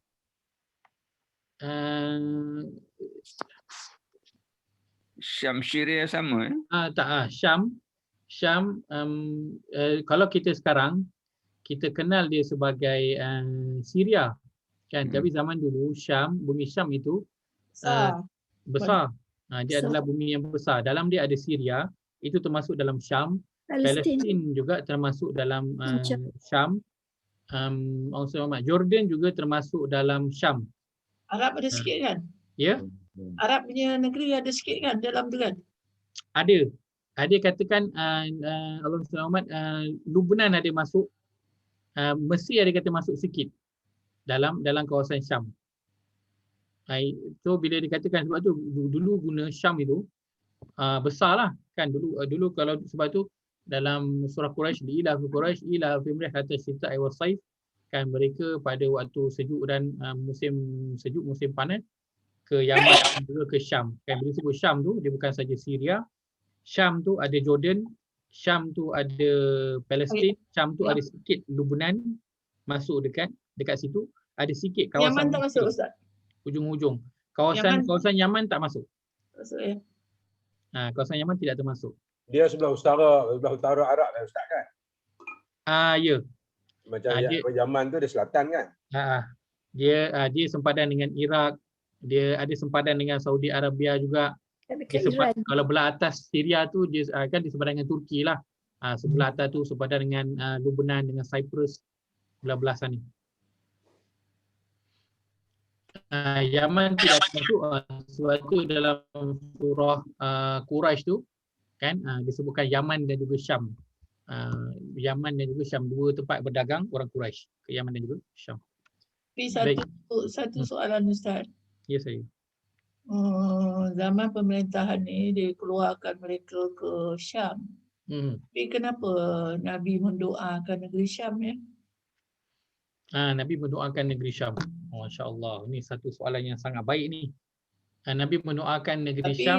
Yahudi dia hantar ke sana. Ya, Faham? baik. Baik, Nabi SAW mendoakan keberkatan. Allahumma barik lana fi Syamina. Kan dua kali Nabi doakan, dan kali ketiga Nabi doakan juga wa fi Yamanina, untuk bumi Yaman. Kan, dan hikmahnya adalah pada apa yang akan terjadi pada akhir zaman nanti, iaitu Nabi SAW sebut nanti bila terjadi akhir zaman, bila terjadinya fitnah, kalau Nabi kata maka berpeganglah kamu dengan ahli-ahli Syam. Ahli-ahli Syam. Maka selepas itu, maksud dia ketika kita sekarang ini yang dimasukkan dengan Syam ialah Syria. Ialah Syria yang kita kenali sekarang. Nabi suruh berpegang teguh ataupun bersama-sama dengan ahli Syam, dengan Syria, kerana pada mereka ada keberkatan dan pada mereka ada kebaikan. Sebab itu wallahu alam, ketika Umar Al-Khattab mengusir mereka ke bumi Syam, mungkin kerana di situ yang bumi yang terdekat sekali mungkin dengan Arab. Yang penting mereka kena keluar daripada semenanjung Arab. Mereka nak keluar ke semenanjung, nak ke mana itu terpulang, yang penting dia keluar daripada semenanjung Arab. Sehingga kan di Yaman pun ada satu perkampungan juga, perkampungan Yahudi pun ada di Yaman pun ada juga perkampungan Yahudi khas di Yaman, sehingga hari ini pun masih ada. Pakai baju jubah, pakai serban sama macam orang Arab Yaman. Nak bezakan dia macam mana? Bezakan dia ada dekat dia punya, kita kata dia punya bahagian tepi tu, sideburn dia tu, dia buat rambut bergulung-gulung kat bahagian tepi. Itu cara kalau nak cam Yahudi Yaman. Kalau nak cam mereka, kalau saya boleh kongsikan kejap. Baik.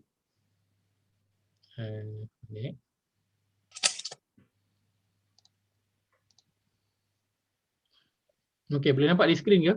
Nampak. Ni Yahudi Yaman. Pakai macam ni orang Yaman. Dia ada tocang. Yang perempuan tak boleh beza, cuma yang lelaki ada tocang kat tepi tu. Ada tocang kat tepi. Pakai sama. Laki kita boleh bezakan lah, perempuan tak boleh lah. Perempuan semua pakai sama, pakai niqab, pakai jubah semua. Laki je kita boleh bezakan. Perempuan tak boleh nak bezakan. Bezanya lelaki dia ada kat tepi tu lah. Ini sebahagian orang Yahudi yang ada perkampungan khas mereka di Yaman. Mereka diberi penempatan di Yaman. Lama dulu lah ni, ada masih lagi sampai sekarang. Sejarah Yahudi. Baik. wallahu alam kenapa Umar Al-Khattab mengusir mereka sehingga ke Syam, wallahu alam. Tapi hadis Nabi yang Nabi suruh berpegang dengan Syam itu berkenaan dengan akhir zaman. Sebab itu peperangan di Syria ini saya memandang dia adalah peperangan yang tidak akan selesai sampai nanti hari kiamat, tak akan selesai. Begitu juga peperangan di Yaman tidak akan selesai. Kerana apa? Kerana memang kita dah berada di penghujung dunia di akhir zaman. So peperangan ini tidak akan selesai kerana memang ini salah satu tanda akhir zaman. Salah satu tanda akhir zaman peperangan di bumi Syam, di Yaman, dan Allah akan keluarkan nanti tentera-tentera yang terbaik daripada kalangan orang Islam, daripada kalangan mereka. Ini. Baik. Yang nampak kat mana doa Nabi tu akan realiti dia lah yang Allah akan makbulkan doa Nabi tu. Masa bila agaknya? Inilah kita sedang menuju ke arah itulah. Sedang menuju ke arah itu. Bumi Syam sedang berperang, Yaman sedang berperang, sedang menuju ke arah itu nanti. Peperangan di sana dah terjadi, dah satu tanda, dan tanda-tanda lain banyaklah yang tanda-tanda kecil yang lain yang kita dah lihat pada hari ini kan, mengiyakan lagi tanda peperangan di Syam dan juga Yaman, dan peperangan itu tidak akan berakhir, dan nanti tentera yang terbaik akan keluar daripada kalangan di sana untuk membantu Imam Mahdi, untuk membantu Isa daripada kalangan mereka. Sebab tu kena berpegang dengan ahli Syam. Sebab tu Nabi kata ulang 3 kali, kalau kamu boleh bersama dengan Syam, pergilah tinggal di sana bersama dengan Syam kalau boleh. Kalau tak boleh dengan Yaman, Nabi kata. Jadi kita buat Syria apa pun diusir sekarang. Betul. Syria pun dah kena usir. Orang Syria pun keluar daripada Syria kan. Jadi kita mempersiapkan diri kita dengan iman dan juga amal soleh, kerana inilah yang perisai kita. Perisai kita. Kerana Nabi SAW tak takutkan kita ni dengan Dajjal. Nabi tak takut. Bukan itu perkara yang paling Nabi takuti kita dengan Dajjal. Tapi yang Nabi takuti adalah syirik kepada Allah SWT. Itu Nabi nyatakan dalam sebuah hadis. Baik. Awalil hasyr. Pengusiran yang pertama diusir daripada kota Madinah. Kemudian ma dhanantum an yakhruju. Kamu wahai umat Islam tidak menyangka bahawa mereka itu akan keluar, kan, akan keluar. Kenapa? Kerana ketika terjadinya perkara ini, maksudnya Nabi SAW dah bagi peluang kepada Yahudi Bani Nadir untuk keluar, kan. Maka mereka pun dah bersiap-siap. Lepas fikir-fikir dia kata okeylah kita keluarlah, kan, sebab nak lawan mereka rasa tak mampu. Jadi mereka decide untuk keluar. Cumanya bila tengah nak decide untuk keluar tu, datang siapa? Datanglah beberapa pimpinan daripada kaum munafik yang berada di Madinah. Dia datang jumpa mereka, dia kata kau jangan keluar. Kau tetap je duduk di tempat engkau. Nanti kami akan bantu. Kalau Muhammad nanti serang kau, kami akan bantu. Kami backup kau. Maka sebab itu Yahudi Bani Nadir ni tak jadi nak keluar. Sebab janji daripada kaum munafik ni nak tolong, nak backup mereka kalau diserang oleh Nabi SAW. Maka sebab tu bila dah sampai tempoh, Nabi beri tempoh, ada kata 10 hari, ada kata 15 hari Nabi bagi tempoh, ada kata sampai 40 hari Nabi bagi tempoh, tak juga keluar, maka Nabi siapkan rombongan tentera, kumpulan tentera untuk pergi menyerang Bani Nadir. Mereka pergi sampai ke sana ke kawasan perumahan Bani Nadir, ke tembok mereka. Dan bila sampai di sana, kan apa yang terjadi? Umat Islam ketika itu, tentera Islam berada di keliling tembok, kan, macam gambar yang saya dah tunjukkan. Perkampungan mereka berada dalam tembok tinggi lah, berada dalam tembok. Bila sampai je, apa yang mereka lakukan? Orang Yahudi semua dah standby dekat tembok-tembok mereka tu, tinggi. Mereka memanah ke bawah, diserang melalui atas. Maka para sahabat pun ada yang menyerang kembali, panah ke atas. Tapi biasalah daripada bawah ke atas tak sama kesannya dengan daripada atas tembak ke bawah, kan. Atas tembak ke bawah lebih tepat dan lebih mudah kita nak lihat musuh tu di mana. Kalau bawah ke atas susah, lebih mudah untuk tersasar, kan. Kemudian apa yang strategi lain yang difikirkan oleh para sahabat, apa yang mereka lakukan ialah mereka menebang pohon-pohon kurma yang berada di sekeliling perkampungan Bani Nadir itu, dan mereka bakar. Kan? Kemudian apa yang terjadi, Yahudi ni bila dia tengok, "Ish, kita punya pokok kurma semua kena tebang." Lepas tu dia orang bakar. Kan? Mereka kata apa? Wahai Muhammad, wahai orang kaum muslimin, engkau ni kata engkau berdakwah menjanjikan apa keamanan. Kan, kau tak akan buat kerosakan. Tapi apa yang kau buat ni kerosakan lah ni. Kau tebang pokok kurma, kau bakar lagi, ni adalah kerosakan yang kau lakukan. Mereka cuba nak buat apa? Nak bagi rasa ragu-ragu dalam diri kaum muslimin ketika itu dengan apa yang mereka lakukan. Maka ada sebahagian jadi takutlah, ish, kita buat ni benda yang salah ke? Kan, kita buat ni benda, adakah benda ni salah? Benda yang Allah tak bagi. Tapi nanti dijawab pada ayat yang keempat ataupun ayat yang kelima, Allah jawab mengenai peristiwa ini. Ala kulli hal, bila dilakukan perkara itu, apa yang terjadi? Orang Islam nak masuk dalam tak boleh. Sebab tembok yang tinggi, ditembak, diserang daripada atas. Tapi apa yang terjadi, mereka sangka dah macam mana nak menang, susahlah kan, susah nak menang. Tapi sebab itu Allah berfirman dalam ayat ini, Allah kata apa? Ma dhanantum ay yakhruju. Kamu tak sangka pun mereka akan keluar. Sebab apa? Sebab dilihat pada keadaan itu agak susah, mustahil untuk nak menang. Agak susah untuk menang.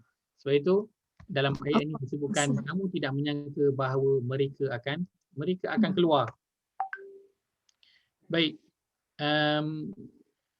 Orang beriman tidak menyangka bahawa Bani Nadir akan keluar dari Madinah, kan? Kenapa? Kerana jumlah Bani Nadir ketika itu ramai, bukan sikit, jumlah mereka pun ramai. Mereka berada pula dalam benteng yang kukuh tinggi, dan mereka mempunyai senjata yang bagus. Kan? Mereka punya senjata yang bagus, yang banyak, bukan senjata yang biasa-biasa. Maka kaum muslimin memang tak adalah sangka boleh nak menang. Kalau menang pun dia tak expect lah boleh menang dengan mudah. Tetapi apa? Kenapa Allah sebutkan dalam ayat ini ma zanantum ay yakhruju? Kamu tak sangka mereka akan keluar. Kenapa Allah sebut? Kan, sebab kalau Allah tak sebut pun perkara itu dah terjadi, tak ada apa-apa kesan pun. Tapi kenapa Allah sebut? Kerana apa? Kerana perkara yang tidak disangka itu adalah lebih manis. Perkara yang tidak disangka itu adalah lebih manis. Atau dalam mudah bahasa kita apa? Kalau dapat surprise. Syok tak rasa? Best. Kan? Bagi hadiah biasa dengan buat surprise. Kan? Dengan kita dah tahu yang kejap lagi I nak beli hadiah untuk you. Kan? Biasa dapat hadiah. Biasa dah rasa. Dengan balik-balik rumah tiba-tiba dengan ada belonnya kan, dengan atas katil ada lambakan jambak bunga mawar kan, ada itik, towel yang berbentuk itik jadi love tu kan. Ada surprise. So apa? Perasaan tu lebih seronok lagi, rasa lebih manis. Walaupun hadiah yang sama. Kalau dia bagi macam tu pun itulah hadiah dia. Dia buat surprise pun itulah hadiah dia. Tapi bila dapat perkara yang tidak disangka, itu adalah lebih manis. Sebab itu Allah mention kat sini, ma dhanantum ay yakhruju. Kamu tak sangka pun mereka akan keluar. Satu bentuk surprise yang Allah berikan kepada orang yang beriman. Mereka tak sangka. Kan? Sebab tu antara ganjaran orang yang bertakwa kepada Allah apa? Wa may yattaqillaha yaj'al lahu makhraja. Kan? Lepas tu apa lagi? Wa yarzuquhu min haitsu la yahtasib. Sebab tu Allah sebutnya itu. Siapa yang bertakwa kepada Allah, Allah akan berikan kepada dia jalan keluar, jalan penyelesaian. Apa lagi dia dapat? Dan Allah akan memberikan kepada dia rezeki yang apa? Rezeki yang tidak disangka-sangka. Itu satu bentuk hadiah, satu bentuk surprise yang Allah berikan, dan pemberian dalam bentuk surprise ini adalah satu pemberian yang lebih manis. Kan, lebih seronok untuk dirasai. Maka sebab itu Allah sebut dalam ayat ini ma dhanantum ay yakhruju. Kamu wahai kaum muslimin tak sangka pun bahawa mereka akan keluar. Allah pun tak beritahu kepada Nabi Muhammad SAW. Ini adalah bentuk surprise, kejutan, hadiah daripada Allah SWT untuk orang yang beriman. Kamu kena suruh usir Bani Nadir, kamu pergi je. Kamu tak tahu pun akan menang ke, akan kalah ke, kamu hadap je. Susah nak berperang kan, susah nak melawan mereka, kamu buat je. Tetapi hadiah itu datangnya daripada Allah. Allah beri perkara yang kamu tak sangka. Betapa seronoknya kita boleh bayangkan orang beriman ketika itu mendapat satu perkara yang tidak disangka-sangka. Dan perkara yang tidak sangka ini itu adalah perkara yang lebih manis, kan? Tengah-tengah duduk sahaja, kan? Tiba-tiba cucu balik sampai. Seronok tak rasa? Oh, seronok rasa. Kan tengah duduk saja seorang bosan kat rumah. Assalamualaikum. Assalamualaikum Nek. Cucu balik. Oi, dia punya rasa tu seronok. Tengah duduk sahaja tiba-tiba PM buat pengumuman. Boleh rentas negeri. Oi, seronok dia rasa. Balik raya, balik puasa kan. Seronok rasa. Perkara yang tidak disangka. Ma dhanantum an yakhruju. Kamu tidak sangka bahawa mereka iaitu Bani Nadir itu akan keluar. Wa dhannu annahum mani'atuhum husunuhum minallah. Dan mereka pula. Tadi Allah cerita tentang orang beriman, sekarang Allah cerita tentang siapa? Tentang Bani Nadir. Mereka ini merujuk kepada siapa? Merujuk kepada Bani Nadir. Dan Bani Nadir menyangka bahawa benteng-benteng mereka akan dapat menahan serta memberi perlindungan kepada mereka daripada Allah. Kan? Mereka sangka benteng-benteng tu dapat memberi perlindungan dan menahan mereka daripada azab Allah ataupun daripada apa yang telah Allah tetapkan. Baik. Apa pengajaran yang boleh kita ambil daripada potongan ayat ini? Kita lihat Yahudi Bani Nadir itu, mereka adalah kelompok yang ketika itu kuat dan ramai. Mereka adalah kelompok yang kuat dan juga ramai. Bilangan tentera mereka ketika itu ramai dan mereka mempunyai persenjataan yang bagus. Sebab apa? Sebab mereka ada duit. Maka mereka membeli kelengkapan persenjataan yang bagus untuk kabilah mereka, mempertahankan mereka punya tempat. Maka mereka menyangka dengan kekuatan yang mereka ada, dengan persenjataan yang baik, yang bagus, dengan ramainya bilangan mereka, itu dapat menghalang mereka daripada kalah. Dapat menghalang mereka daripada kuat dan ramai itu. Mereka merasakan dah cukup dah. Ini dah cukup untuk apa? Menjadi satu orang kata apa? Bukti kemenangan. Kan sebagaimana kita kan nak exam study dah sungguh-sungguh, lepas tu kita masuk dewan exam dengan kita yakin bahawa okey, aku dah study dah semua ni. Kan tutup mata pun aku boleh jawab. Ni semua soalan kacang petik jari je. Itu sangkaan siapa? Sangkaan kita. Tetapi apa yang terjadi? Itulah yang terjadi. Wa dhannu annahum mani'atu. Mereka sangka. Ini hanyalah sangkaan kita. Kita boleh buat. Kita yakin kita boleh buat. Kita rasa kita ada kekuatan. Kita ada kesihatan. Kita ada jawatan. Kita ada wang ringgit. Kita boleh buat apa yang kita suka. Kita sangka begitu. Tetapi sebenarnya tidak. Semua itu bergantung kepada Allah Azza wa Jalla. Sebab itu Allah kata, bukan ayat atas Allah kata ma dhanantum ay yakhruju, orang yang beriman kan, dia tak sangka yang kaum kaum Yahudi itu akan keluar. Allah tak cerita yang orang beriman ini rasa macam hebat dan dia yakin boleh menang, kemudian dia tak sangka pula boleh keluar. Tak. Allah tak cerita tentang orang beriman ini sangkaan mereka tentang diri mereka, tak. Yang mereka rasa apa? Mereka ada keupayaan, mereka ada arahan daripada Nabi untuk menyerang Bani Nadir, mereka lakukan je. Mereka tak fikir tentang menang ataupun kalah. Mereka fikir nak jalankan arahan sahaja. Itu sahaja. Sebab tu Allah kata, ma dhanantum ay yakhruju. Kamu tak sangka pun mereka akan keluar. Kamu tak sangka pun kamu boleh nak mengalahkan mereka. Sebab kamu tak pernah fikir pun untuk menang. Kamu fikir hanya nak menjalankan arahan Nabi SAW. Tapi bila Allah cerita tentang Bani Nadir, Allah kata wa dhannu annahum mani'atuhum. Mereka sangka dengan kekuatan yang mereka ada, dengan bilangan tentera yang ramai, itu mereka sangka boleh menjadikan mereka orang yang menang. Sebagaimana kita hari ini mungkin rasa Apa yang kita kecapi itu semua daripada apa? Hasil usaha kita. Itu sangkaan kita. Itu sangkaan kita. Ya, Kita sangka apa yang kita ada hari ini adalah hasil usaha kita. Saya Ya, usaha, saya dapat. Ya saya. Ma ni'atuhum, ni'atuhum ke apa dia? Dia bahagi kata-kata dia ni'atu. Masya Allah. Ni'at. Ini kelebihan orang belajar bahasa ni. Dia perhati pada bahasa tu. Dia perhatikan tu. Baik. Wazannu perkataan. Saya buka kat sini lah. Saya buka pada Quran.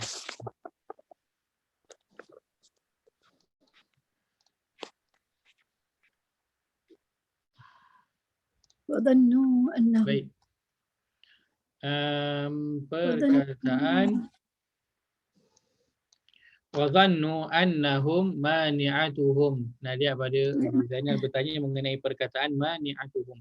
Baik, tengok pada perkataan mani'atuhum ini saya nak tanyalah siapa yang dah mempelajarinya.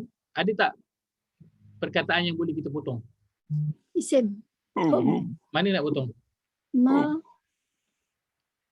Kita cari yang mudah kita dapat dulu. Isim mana yang boleh kita potong?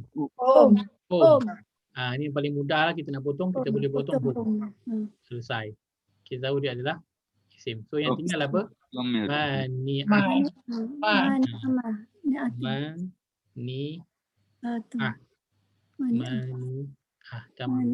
So ini perkataan dia. Mani'ah satu perkataan.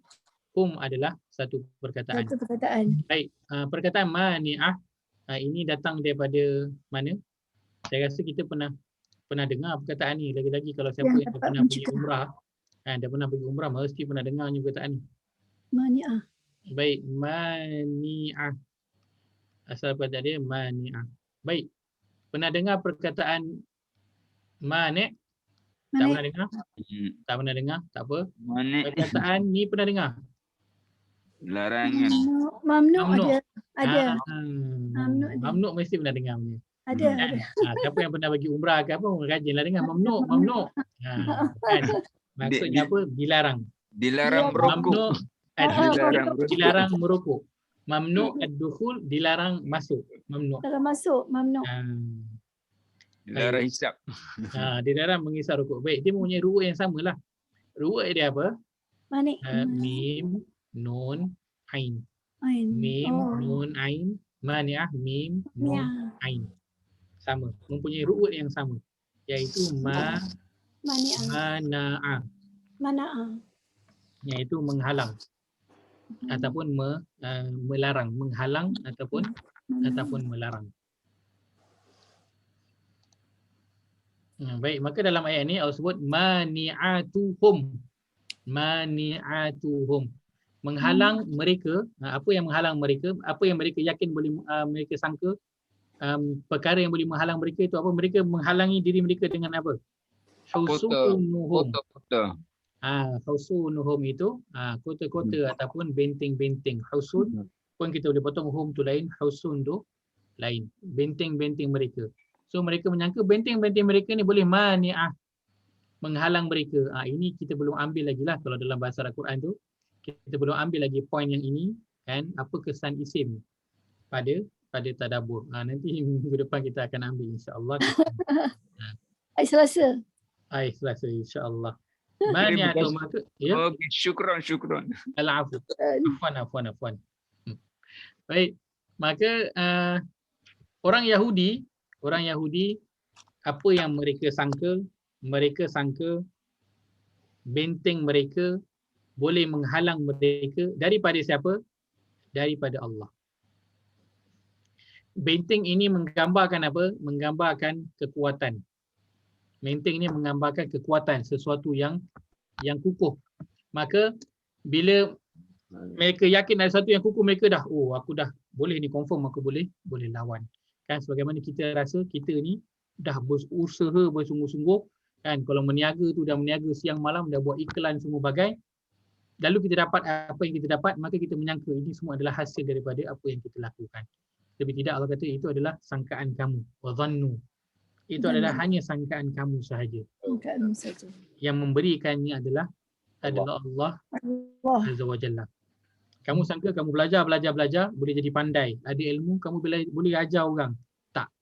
Itu semua adalah sangkaan kamu. Yang beri kamu ilmu, yang beri kamu pandai, kamu boleh ngajar, itu adalah Allah Azza wa Jalla. Kalau Allah tak beri, tak ada apa. Tak ada apa. Kita hanya boleh apa? Dalam bahasa Arab tu disebut sebagai al-akhdhu bil asbab. Ambil sebab. Kena apa? Kena ambil sebab. Macam mana yang apa? Maryam dalam surah Maryam kan, ketika mana dia dah duduk tersandar waktu selepas mengandung tu, kan apa Allah suruh kepada Maryam? Allah suruh kalau dalam surah yang ke-19 itu, 19. muka surat yang kedua itu Allah kata apa? Ayat yang ke-25 tu Allah kata, yang terakhir tu. Kita lihat pada terjemahan. Ayat yang ke-23, 24, 25. Menceritakan mengenai waktu tu Maryam nak bersalin. Ketika ia nak bersalin, maka sekeberanak itu memaksanya pergi bersandar ke pangkal sebatang pohon tamar kurma. Ia berkata, alangkah baiknya kalau aku mati sebelum ini dan menjadilah aku sesuatu yang dilupakan orang dan tidak dikenang-kenang. Lalu ia diseru di sebelah bawahnya, janganlah engkau berduka cita wahai Maryam. Sesungguhnya Tuhanmu telah menjadikan di bawahmu sebatang anak sungai. Dan gegarlah ke arahmu batang pohon tamar itu supaya gugur kepadamu buah tamar yang masak. Dan kita kalau tarik pohon dahan kelapa tu, kelapa jatuh tak? Tu tak jatuh punya, tariklah. Pokok pun tak bergegar. Pokok tak gegar. Kalau jatuhlah kelapa tua. Itu pun kalau jatuh. Kan? Tak jatuh. Sendiri je. So, tarik pohon tamar, rasa jatuh tak? Tak. Pohon tamar ni lagi kuat daripada pokok kelapa. Macam kita tarik pokok kelapa sawit. Jatuh tak buah sawit tu? Tak. Sampai ke sudah tak jatuh. Sampai ke sudah tak jatuh. Kena guna pisau khas nak mengait dia tu. Dia. Takat tarik-tarik itu tak ada apalah kesan. Tapi kenapa Allah suruh Maryam menggegarkan batang pohon tamar tu? Sebab apa? Itulah penyebab sebagai satu nak mengambil sebab. Sebagai tanda satu sebab ataupun usaha. Dia buat ni, dapatlah ini. Itu saja. Tapi yang ikut logik akal yang menggugurkan buah tu siapa? Allah. Logik akal takkan boleh gugurnya buah tu. Takkan boleh gugur langsung dengan hanya menggegarkan dia punya satu pohon tu. Takkan boleh gugur. Tapi yang menggugurkan adalah Allah Azza wa Jalla. Maka kita dalam kehidupan kita, kita jangan menyangka apa yang kita lakukan, apa yang kita dapat, itu semua adalah kerana usaha kita yang kita lakukan. Kita nak menjadi seperti orang yang beriman, Allah suruh buat, kita buat. Kita tak payah fikir panjang. Kita tak nak jadi seperti Yahudi Bani Nadir. Dia buat sesuatu dan dia rasa sebab dia buat itulah dia dapat. Kan? Sebab dia buat itulah dia dapat. Dia belajar, dia sekarang boleh kerja jawatan tinggi sebab apa? Sebab dulu saya belajar bersungguh-sungguh. Saya exam dapat markah tinggi. Sebab tu saya dapat jawatan sekarang. Ikut secara logik, itulah perjalanan yang memang kita lalui. Tapi itukah dia memang confirm kalau setiap orang buat macam tu dapat? Tak. Dan berapa ramai yang belajar habis mesti. Bahkan ada PhD pun tak dapat kerja. Kena buang kerja. Itu semua adalah ada kurniaan daripada Allah Azza wa Jalla. Berapa ramai yang tak ada kerja, yang tak ada kelulusan tinggi pun dapat kerja dan dapat hidup mewah. Semua itu adalah disebut sebagai al-akhdhu bil asbab. Ambil sebab, ambil reason dia sahaja, buat je. Tapi sebenar-benar yang memberikan itu adalah Allah Azza wa Jalla. Dan ini perkara yang tidak difahami oleh Bani Nadir. Tidak difahami. Mereka sangka benteng mereka yang kukuh, orang bilangan mereka yang ramai, senjata yang canggih yang banyak, itu boleh menghalang mereka daripada orang beriman dan boleh menghalang daripada apa yang Allah nak takdirkan kepada mereka. Tidak. Tidak sekali-kali. Wa dhannu annahum mani'atuhum husunuhum minallah. Baik.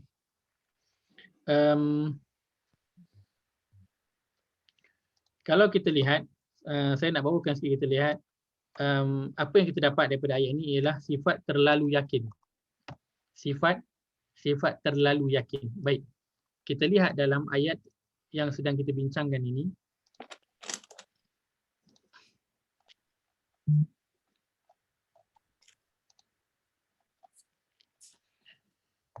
Baik. Kat mana kita nak lihat? Pada ayat mani'atuhum husunuhum. Mani'atuhum husunuhum. Baik. Ayat ini kalau kita lihat ia bukan berada mani'atuhum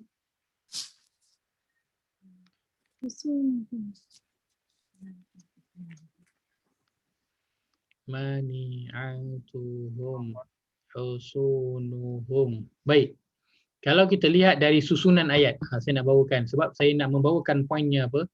Poinnya Yahudi Bani Nadir ini mereka terlalu yakin. Macam mana kita boleh dapat daripada potongan ayat ini ialah daripada mani'atuhum husunuhum. Baik, dalam bahasa Arab baik, dalam bahasa Melayu kita ada apa? Kita ada subjek dan kita ada apa? Predikat.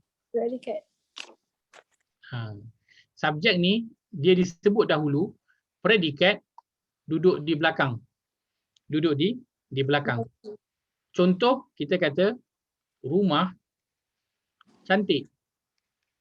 Kita sebut macam ni, kan? Kita sebut rumah cantik. Kita tak sebut cantik rumah. Mubtada khabar. Kita tak sebut cantik rumah, kita sebut rumah cantik. Begitu juga dalam bahasa Arab. Dalam bahasa Arab, subjek disebut sebagai mubtada. Mubtada khabar. Predikat disebut sebagai khabar.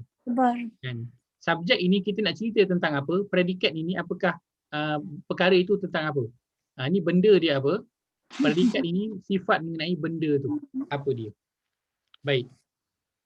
Begitu juga dalam bahasa Arab sama. Dia ada subjek, predikat dan susunan dia kena subjek dulu baru predikat. Rumah itu cantik. Macam tu susunan dia. Dia tak boleh cantik itu rumah. Kecuali dia adalah kan Bangladesh ke Nepal ke, sesuailah dia cakap macam tu. Kan, tapi ayat biasa dia rumah itu cantik.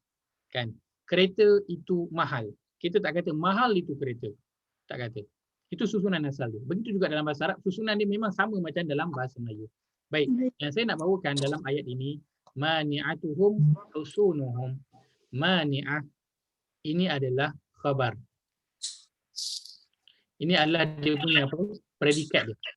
Husunuhum adalah dia punya mubtada. Ataupun dia punya subjek. Baik. So, betul tak susunan ayat ini ataupun terbalik? Terbalik. Sepatutnya husunuhum mani'atuhum. Kan? Benteng itu menghalang. Benteng itu penghalang. Kan? Bukan penghalang itu benteng. Kan? Husun ni maksudnya benteng. Mencegah. Mani'ah maksudnya penghalang ataupun pencegah. Kan? So ayat dia adalah benteng itu penghalang. Bukan penghalang itu benteng. Terbalik. Tapi kenapa dalam ayat ini Allah sebutkan predikat dulu, baru Allah sebut dia punya subjek? Kenapa Allah sebut khabar dulu, baru Allah sebut mubtada? Ini adalah salah satu kita sebut sebagai cara dalam Al-Quran. Tapi kita nak kena kenal dululah ayat yang biasa, baru kita boleh nampak ayat itu terbalik. Kan? Sebab itu kita belajar apa bahasa Arab, Al-Quran. Kita nak kenal bentuk asal dulu, baru kita tahu ayat yang terbalik. Maka dalam Quran banyak digunakan bentuk yang begini. Maka apa poin yang nak ditekankan bila datangnya ayat dalam bentuk begini? Bila khabar ataupun predikat diletakkan di depan, yang sepatutnya predikat itu ada di belakang, maka yang Allah nak tekankan ialah khabar itu. Predikat itu Allah nak tekankan. Allah nak tekankan lebih daripada mubtada ataupun subjek tu. Subjek tu. Baik. Maka apa pengajaran boleh kita dapat daripada mani'atuhum husunuhum? Dengan kita mengetahui susunan ayat itu, apa yang kita dapat? Baik. Itu yang kita sebutkan orang-orang Yahudi mereka terlalu yakin. Sehingga Allah katakan mani'atuhum, mereka dah sangka memang dah mereka dah selamat dah ada penghalang dah, mereka tu dah selamat dah. Mereka terlalu yakin dengan mani'ah itu, penghalang itu, mereka terlalu yakin. Mereka dah confident dah, confirm orang Islam tak boleh nak kalahkan. Confirm kita mesti menang punya, confirm. Sebab itu diletakkan mani'atuhum husunuhum. Yang di-highlightkan ialah mani'ah, dikhususkan, nak highlightkan. Allah nak highlight mereka ini terlalu yakin dengan mani'ah mereka itu. Penghalang mereka itu, mereka betul-betul yakin. Kan, ibaratnya kita kata apa? Usaha mereka tu, mereka betul-betul yakin dengan usaha. Mereka kata saya dah usaha, confirm saya dapat. Kalau saya tak usaha tu memanglah mungkin saya tak dapat. Tapi sebab saya dah usaha, confirm saya dapat. Dia fokus kepada usaha dia tu. Maka dalam ayat ini pun sama, Allah nak beritahu Yahudi Bani Nadir mereka terlalu yakin dengan penghalang yang mereka ada tu. Tak kisahlah penghalang tu apa. Penghalang tu benteng ke, penghalang itu perisai ke, penghalang itu senjata ke, penghalang tu batang-batang pisang yang ada waktu Singapura dia landa tondak ke, dia landa todak, tak kisah. Yang penting penghalang tu mereka nak fokus. Mereka dah ada penghalang, mereka yakin boleh selamat. Maka sebab itu dalam ayat ni Allah mendahulukan perkataan mani'atuhum husunuhum. Penghalang mereka itu benteng mereka. Penghalang mereka adalah benteng mereka. Allah nak menyatakan bahawa mereka ini terlalu yakin dengan apa yang mereka lakukan, dengan usaha mereka itu, mereka terlalu yakin boleh selamat, mereka yakin boleh berjaya, mereka yakin boleh menang. Baik, kita berhenti setakat itu dulu. Itu saja yang saya dapat kongsikan pada hari ini. Moga ada manfaat yang dapat diambil, insya-Allah. Kita akan sambung pada minggu hadapan, hari yang sama, waktu yang sama, tetapi berada pada bulan yang berbeza, yang sangat istimewa, yang kita nanti-nantikan, yang kita mengharapkan Allah sampaikan kita sikit sahaja lagi masuk pada bulan Ramadan, insya-Allah. InsyaAllah. Baik, aku qauli hadza wa astaghfirullahal azim li wa lakum.